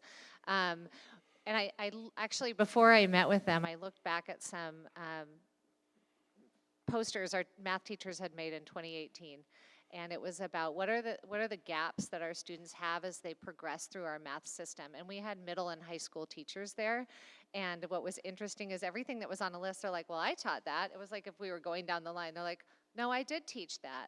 So there was this pattern that showed up that it had been taught, but by covering it quickly to just check it off the list, right, then the students get to the next class and they're like, no, I've never seen this before. What I think what I have heard from some of our advanced mathematics teachers is that they're excited that our students will have a strong foundation to be successful, because when some students get to complex and abstract mathematics, it is like hitting a wall if they don't have that strong conceptual understanding that is built in the earlier grades.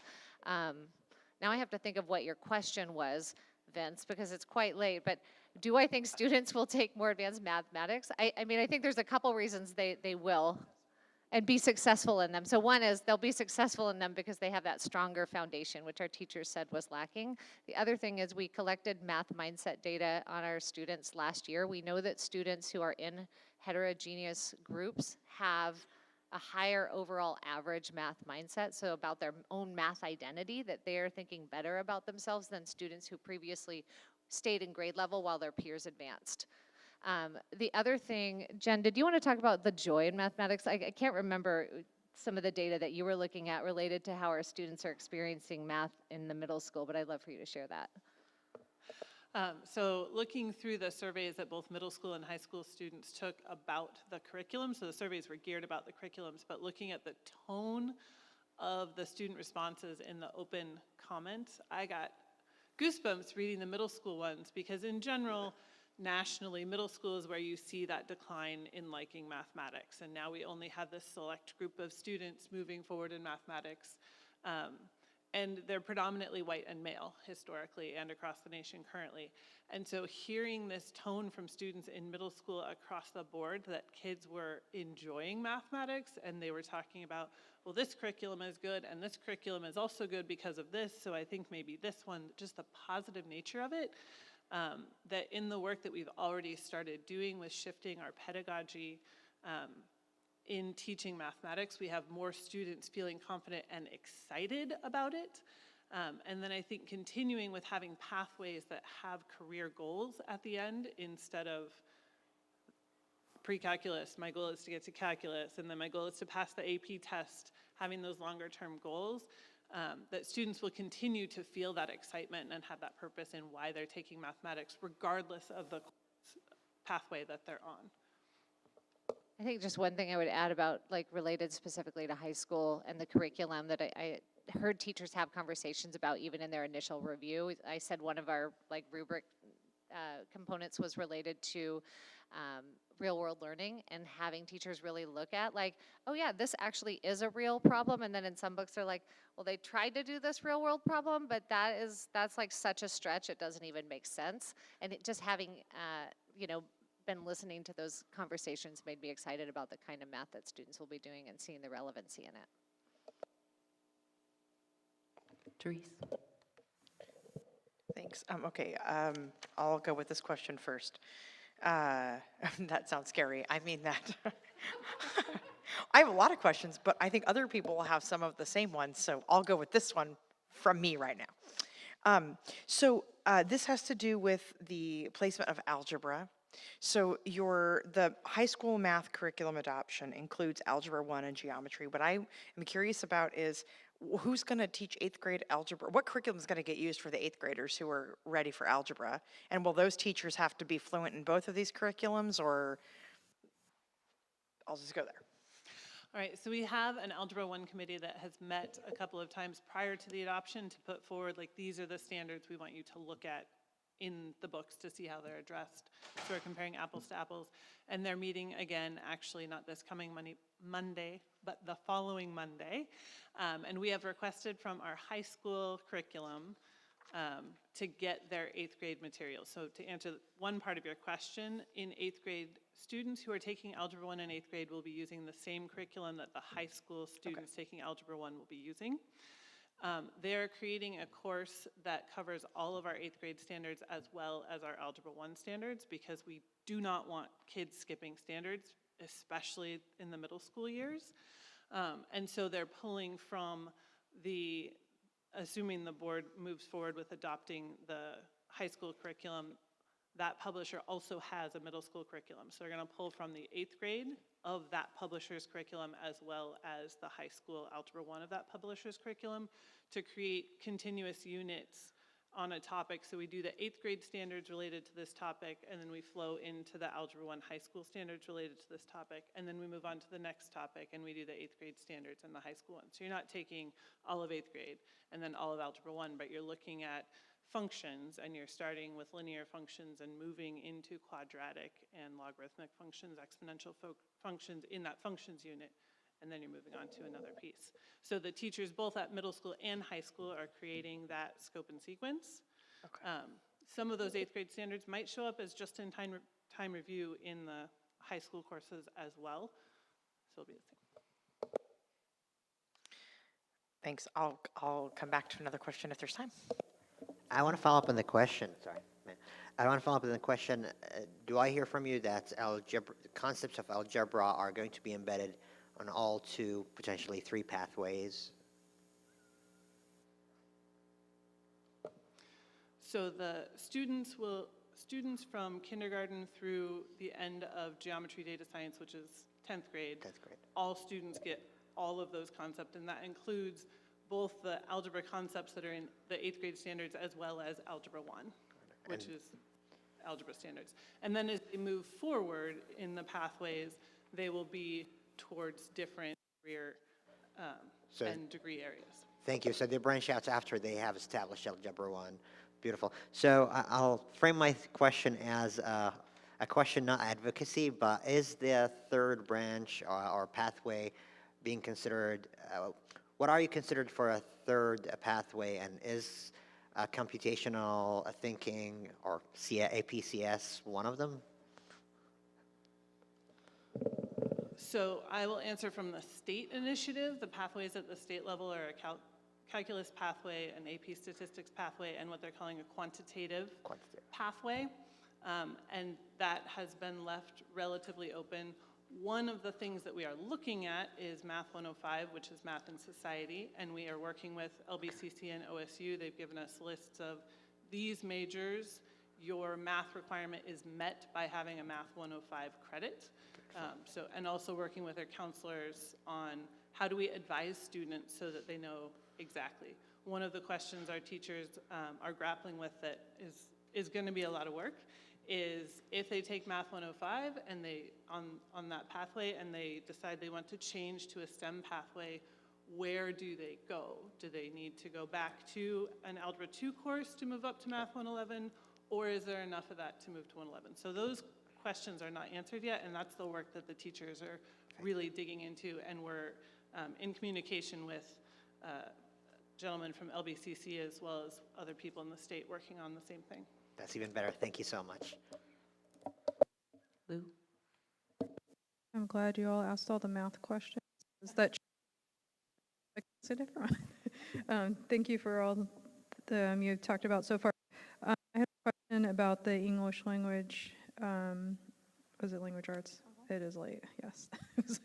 I have it abbreviated on here. There was a comment on there that said something about there needing to be room for talking about the Holocaust, including Jewish.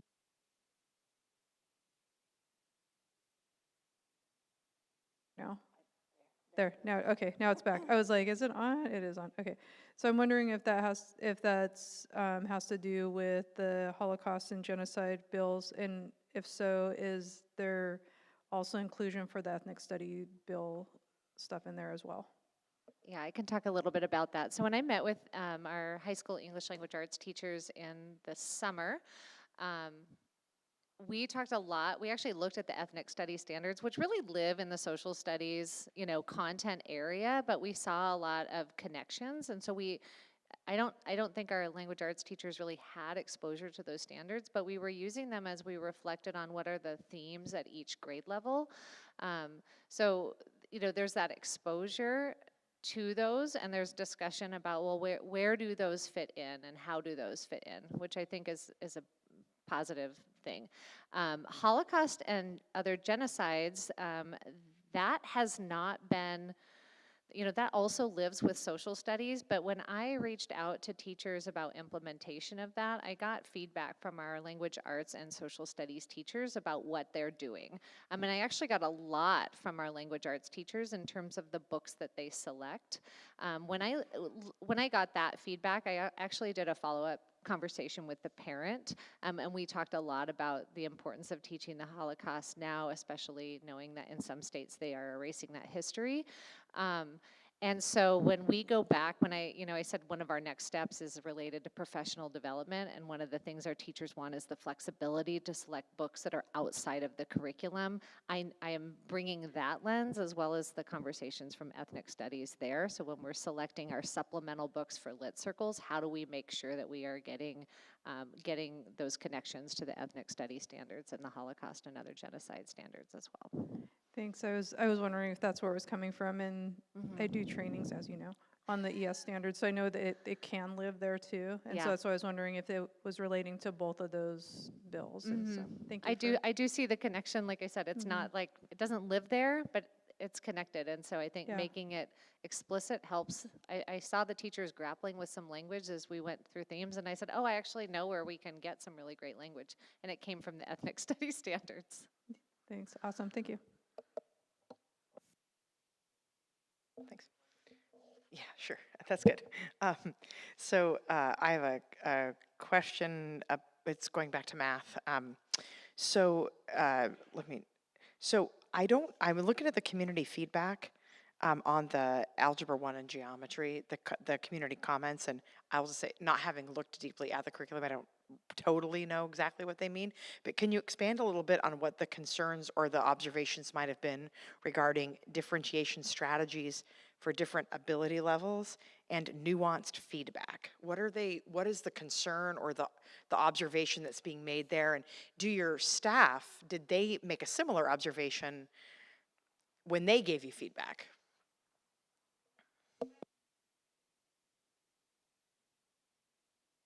So I'll talk about that nuanced feedback. So some of that feedback from, I can remember that particular comment. I did actually respond to every parent that reached out with feedback.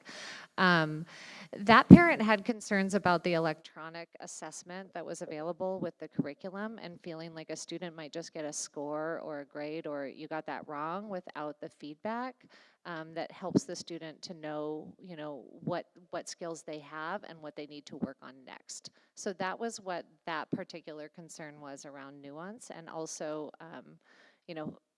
if there was also a question about, is the teacher using, when a teacher looks at student work, they can also assess what the student can do versus not do, versus if they just get a score back from, a computer-based assessment, they wouldn't necessarily know that about their students and know what they should do to support their students to meet a standard.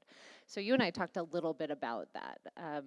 And then we also talked a little bit about differentiation, but I'd love to hear more from you about what you saw in that high school curriculum that supports differentiation. I mean, I guess I can talk about one piece that I saw, and then Jen can add on. Sorry, I said you were going to talk, and then I keep talking. The other thing that I saw when we went and observed teachers teaching was they follow like an I do, we do, you do strategy, and I saw an increasing level of complexity, and I also saw, in the example that we observed, it went from like a more I think a more simple, like what students have the most familiarity with, like formula, to getting more connected to the real world. What I've heard from students is like, actually, I can do harder math when it's connected to the real world. We just heard this in our meeting a couple days ago, right, with our teachers at Corvallis High School. So those are some of the strategies that I saw in terms of differentiation that will allow students to access the math. But I'm hoping Jen can speak a little bit more to that now. Yeah, so at the high school level, there's also a shift in this curriculum is to have more student discourse and to have multiple perspectives on the math that they're doing. So seeing how their peers solved a problem and actually analyzing that. And we have students coming up now who have spent 3 to 6 years in curriculums and in classrooms where teachers have really pushed seeing those different viewpoints, and it brings different students forward and different students hit walls than historically have. And we see in the research and from mathematicians and people in STEM fields saying, this is what math looks like when it's being used. It's looking at things multiple ways. There is no odd answers in the back of the book, right? We have to talk to each other and collaborate to come up with a solution in a different way. So there's more of that in the curriculum. There's also pieces where it shifts from an I do, we do, you do, to a collective investigation and analysis of strategies, which allows for a lot more voices to be heard and ideas to be pushed on. It does take slowing down, right? And so that's uncomfortable, and that's a shift that both our teachers and our students are in the process of making and are at different places in making that shift. I don't know if I hit all of the things, but. No, I think you did. I just, so it doesn't sound like those were concerns that were expressed by your staff. Did I understand earlier that the low floor, high ceiling potential range, that the challenge around that is something that they are aware they're going to need to address? Is that their primary concern or primary limitation that they noted? I mean, they said that they enjoyed the 3-act tasks that were in the curriculum. They just wanted more. Oh, okay. Right? So what I heard in their conversations is that that's a place to start, and then as they build their own familiarity with that structure of a task, it's by a certain publisher or mathematician, I guess I would say. But when I think of 3-act tasks, I don't know. You know way more mathy stuff than I do. I mean, about like who does what. But that name is associated with a person to me. So what I heard, though, from the teachers is like, there are some, and I want more. But as I learn this structure, I'll be able to build my own as well. Okay, thanks. And just one more piece on that. They were saying some of the 3-act tasks, like the one that they piloted in algebra, was fantastic. They were like, I can use this as presented in the book, and the one that they piloted in geometry, they're like, nope, can't use that as written. So there are pieces where they're gonna say the curriculum has something here, but it's not good enough, or it doesn't work, or the kids don't feel like it's genuine real world, so we need something else. And there are other pieces where it is coming with the curriculum. So as we roll it out, we're gonna have to figure out where those pieces are and then how we can support. And I assume that on some level that would be true with probably any curriculum.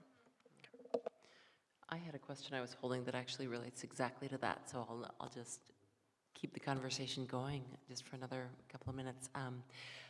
Just as you've acknowledged, I really appreciated, Nikki, when you mentioned earlier that there wasn't a consensus at some point and decisions still had to be made and move forward, especially with budget and timing constraints. Thank you also for bringing up some of the shortcomings that have come forward about the curricula, and I'm just wondering if there are additional materials, resources, supports that you're anticipating a need for to be able to implement the curricula really well and effectively based on some of the shortcomings that have arisen so far. Yeah, so I think the biggest one is time and professional development, and our teachers have been asking for that. I taught 6th grade and 7th grade last year, and I was asking for that. I've got these heterogeneous classes. I need more support in what are the best tools out there to support these students, because we know this is best practice, but then it's messy when you have the kids in front of you and you have different needs. So I would say time and professional development are the biggest things. And in elementary, we've had really good results having instructional rounds, so having teachers go into other teachers' classrooms and observe the practice and then build those things into their own classroom. So, but that takes substitutes and that takes writing sub-plans, and it is more work for teachers to be out of their classroom and then try to change their pedagogy going back into the classroom. So time, patience, and money. Okay. Thank you. Sean, and this is just a reflection. I just want to express appreciation for this conversation, and I'm regretting that I'm actually taking off my school board hat and just talking really as a school board trainer. These types of conversations are really, really valuable. You can tell the board is we're just getting warmed up. We could go all night. I know I've got more questions. Sammy's, we've got questions. And so I just really, next time we have, we do this and have a curriculum adoption, this is a time when you guys can invest in us. There's no expectation that a person on a school board has any skill in pedagogy or school administration or even school governance. If we draw breath and can vote in the district, we can be on a school board. And so just hearing you guys talk about curriculum and teaching is really, really valuable for us, because you do it all day, every day, but I don't. And so it's really, really valuable for us. So I would say, next time we do this, let's not do it at 10 o'clock at night. Right. And maybe carve out, some time so board members, particularly new board members who have had no exposure to this, can really drink in your expertise and all the knowledge that's in your heads. Just really appreciate this conversation. So next year we will, depending on budget and how everything falls, our plan is to do science, K-12, the arts, K-12, and 11 and 12, or math beyond geometry. So we will have more coming up next year. Can I add just one, it's just a comment I wanted to make about the Spanish language arts. I really appreciate that curriculum looks at multiple countries, and that's pointed out in the feedback, because I think a lot of times people just think of one country when thinking of the Spanish language. So I like that was highlighted. So thanks for finding that. Thank you. Okay, I know we are a very curious board, a very interested board, a board with a lot of questions. I also know that we're being asked to make decisions about curriculum adoption tonight, so I want to just check in and see, does anyone have any pressing questions that you feel need to be answered tonight before you're able to make a decision? All of the rest of my questions would just Our be interest questions? So Good questions to have too, but wanting to honor everyone's time tonight, and thank you for your thoughtful presentation. So, in my role now, moving forward, does anyone wish to make, I think we'll take them one at a time. So we're first looking at the English language arts adoption. Does anyone wish to make a motion? Madam Chair. Yes. I move to adopt the Imagine Learning Odell Education High School Literacy Program as the high school English language arts curriculum. Second. It has been moved by Vince and seconded by Sammy. Is there any further discussion from the board? All right. So seeing that there's no discussion, I think I'm doing my part well here. It has been moved by Vince and seconded by Sammy to adopt Imagine Learning Odell Education High School Literacy Program as the high school English language arts curriculum. Director Whitebear, how do you vote? Yes. Director Jones? Yes. Director Alabjaba? Aye. Director Adams? Aye. And I vote aye. I gavel. Motion to adopt passes. Madam Chair. Hold on. Do you know where we're going next? Grade 6 to 8 mathematics adoption. Does anyone wish to make a motion? Madam Chair. Yes, Vince. I move to adopt Envision Algebra 1 and Geometry by Savas as the high school Core 2 mathematics curriculum. Oh, you've jumped. You've jumped. We're looking at the middle school curriculum. Wait, isn't that? Can we do the math one? Can we do the high school one? You moved? I'll I second. did. Did I go too far? I'm sorry. Yeah. I jumped forward too far. But there is a motion on the floor now, though. There is a motion. I did. I jumped forward. Therese, you want to There- go ahead and? Okay, let's Therese move seconded forward it. with that motion. And I second. And Director Jones has seconded. Do I hear any further discussion? It has been moved by Director Adams and seconded by Director Jones to adopt Envision Algebra 1 and Geometry by Savas as the high school Core 2 mathematics curriculum. Director Whitebear, how do you vote? Yes. Director Jones? Aye. Director Alabjaba? Aye.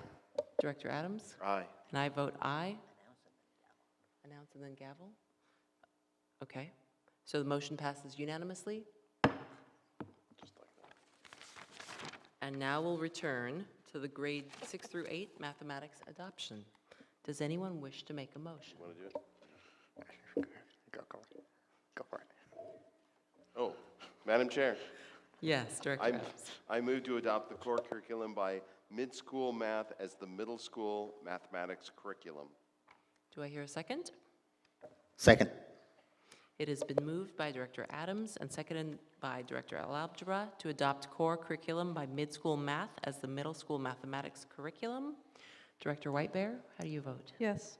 Director Jones? Aye. Director Alabjaba? Aye. Director Adams? Aye. And I vote aye. Motion passes unanimously. And finally, Madam Chair. we have the Spanish language arts adoption for grades 6 through 10. Oh, wait, did I hear someone make a motion? Wish to Madam make a Chair. motion? He's going to. Yes.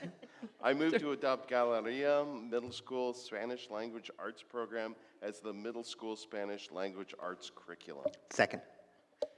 It has been moved by Director Adams and seconded by Director Alabjaba to adopt Galeria Middle School Spanish Language Arts Program as the middle school Spanish Language Arts curriculum. Director Whitebear, how do you vote? Yes. Director Jones? Aye. Director Alabjaba? Aye. Director Adams? Aye. And I vote aye. The motion passes unanimously. Thank you very much. And thank you for being here so late tonight. Thank you. Okay. Thank you. So let's do this. Next on our agenda is consolidated action. As a reminder, the items under this portion of the agenda are for action. Does anyone have a question about anything contained within consolidated action? Director Jones? Yeah, I just had a clarification. So on the approved live video display purchase, it says that they were authorized to raise funds and funds are being raised. How much has been raised? Has all of it been raised? The majority. I connected with Salvador today. He has in hand enough for the down payment to make the order and has agreements in place to have the rest of the money available for the purchase. Okay. That's it. Thanks. Anything else under consolidated action? Okay. Does anyone wish to make a motion? I move to approve consolidated action as submitted. I second the motion. It has been moved by Director Alabjaba and seconded by Director Adams to adopt consolidated action items as submitted. Oh, do I have to ask for discussion? Any final discussion? No. Director Whitebear, how do you vote? Yes. Director Jones? Aye. Director Alabjaba? Aye. Director Adams? Aye. And I vote aye. The items under consolidated action have passed unanimously. And now we have on our agenda consolidated information. As a reminder, the items under this portion of the agenda are for discussion. Would anyone like to discuss an item in consolidated information?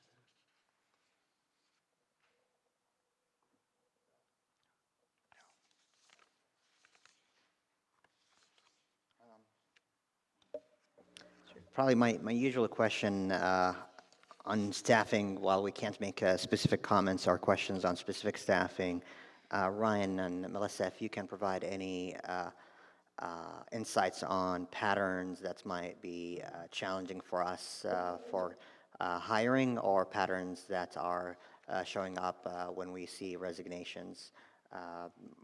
What patterns could you elevate to the board level?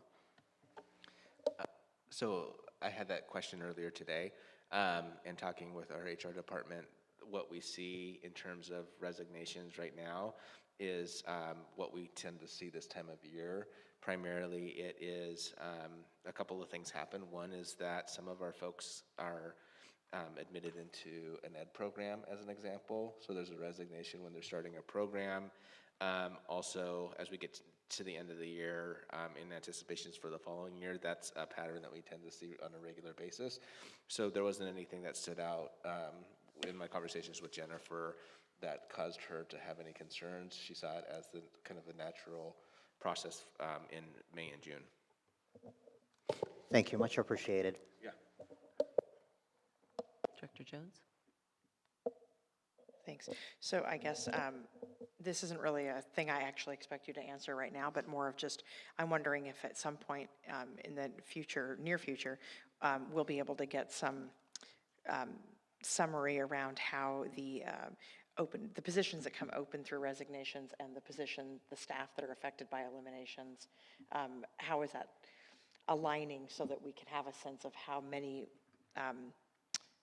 district employees will end up with no employment as opposed to a different position than they have right now.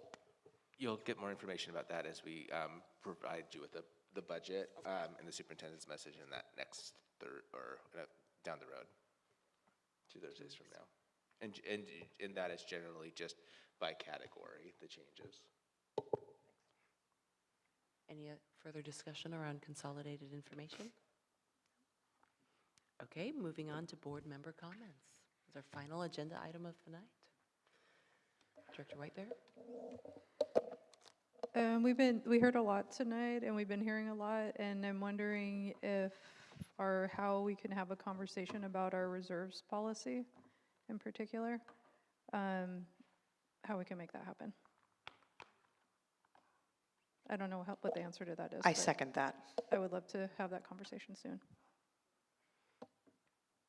I wonder if is that a conversation that could come come up as a future topic That's part, versus yeah, that's as part of board the member. budget conversation? Yeah, that's part of board member comments, like to bring up future topics.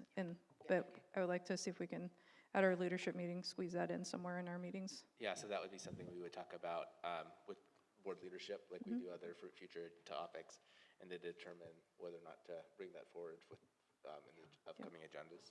Okay, thanks. Yeah. All right, this is going to be really hard. So actually, it touches a little bit on the idea of reserves and end of year balance and the use of those funds. And it's a really important conversation where we need to make sure we're sustaining our operations, we're keeping students front and center. But the local paper quoted a dear personal friend and constituent and my state senator, and it was published today, so I couldn't verify the accuracy of those quotes. But those comments are very problematic for me. It hurts me to read them on so many levels. While I understand we can't get commitment from our legislator because unlike the federal government, and I quote, we must operate within a balanced budget, so we cannot allocate resources beyond expected revenues, end quote. And that's about 23-25 biennium from the state legislator. Those challenges are harder for us because we also need to balance our budget. And the state legislator asking us to use the reserves to make those decisions that the state need to make makes me feel really at a tough position. It gives me a message that we might make decisions today, but we will end up regretting them in a year or two because there is a systemic problem with the legislator underfunding us. And to be clear, 10.3 is how we can continue maintaining our operations across Oregon. We're not asking for more. The quotes here are misrepresenting that reality. And I want to make this statement as respectful, as mindful as possible, because we need to verify its accuracy just as published today. We're not asking for more resources. We're asking for continuing to do what we do so we can prioritize kids. Furthermore, to read a false statement, and I am in a position to know it is a false statement that Oregon School Board Association, quote, is asking for additional resources. It is also resisting all proposals to improve transparency, accountability, safety in local schools, end quote. I feel that is problematic because OSBA, and thank you for your support and advocacy and really being with OSBA and putting children front and center in every decision making and every policy we advocate for. I know for a fact OSBA staff are working very hard to get something that works, that centers kids, especially kids with disabilities. And when I know they're working really hard and my state legislator is saying we're resisting all proposals, it's just false. And I really hope that the paper is misquoting because I know we're all on the same team, on the team of the kids, but I really appreciate your support and standing there with the kids and standing with OSBA. I ask you to continue to do that, and also to really make sure that the legislator thinks hard on their own reserves, on their own revenue mechanisms, and on their own end of year balance. They have power that we don't have, and they should not pass the buck to us because our buck is not going to be enough, and our kids are hurting already. So I'm sorry I did not give anybody a heads up about this, and it might seem impulsive, but I am really disappointed right now and a little bit short of being angry. And I really hope we can end up at the end of this year in a better place from where I feel I am right now. I appreciate you giving me the space to share this. Thank you for sharing that, Sammy. Any further comments? guess I would just encourage the community in general to continue pushing this message. We have to keep the need for a budget in front of the legislators, and we have to make sure they understand that we're watching and we're going to see how they vote. And it's just so important. So I hope everybody that is still listening or will listen tomorrow, those of you in the room, tell everyone you know that we just can't, we can't let up at all on this. And we can't let up after we get 10.3 billion. We have to keep going after that too, because you're right, that's a budget that keeps us at our base operations. It's not a growth budget. It's not a growth mindset for what it means to invest in our schools' budgets. So, so just keep talking about it. We're going to keep talking about it. Our kids are going to keep writing postcards. And I just wanted to encourage the community and parents, staff, students to continue to come to talk to us at the board level too, whether that's out at the meetings or through email or calls, and know that we want to hear from you and want to be thought partners with you as well. And yes, please reach out to the state. That's like the bare minimum. It's not like, yeah, so everybody else said it, so yeah. Well, and in terms of bare minimum, we're hearing time and time and time again that it's not enough now, and that will be even less. And this advocacy in terms of reaching out to the state is not just for the children of Corvallis, it's for children all across the state of Oregon who are facing the same thing, as well as our educators who are facing the same thing here and in every community in our state, as well as nationally. This is a public education crisis, as I keep going back to saying. It's a workforce crisis, but also a societal crisis that we really need to face together. So, thank you. Any further board comments? Great job on your first meeting. Thank you. Well, and with that, with no further comment, then we will call the meeting adjourned. Thank you all. Thank you. Good job.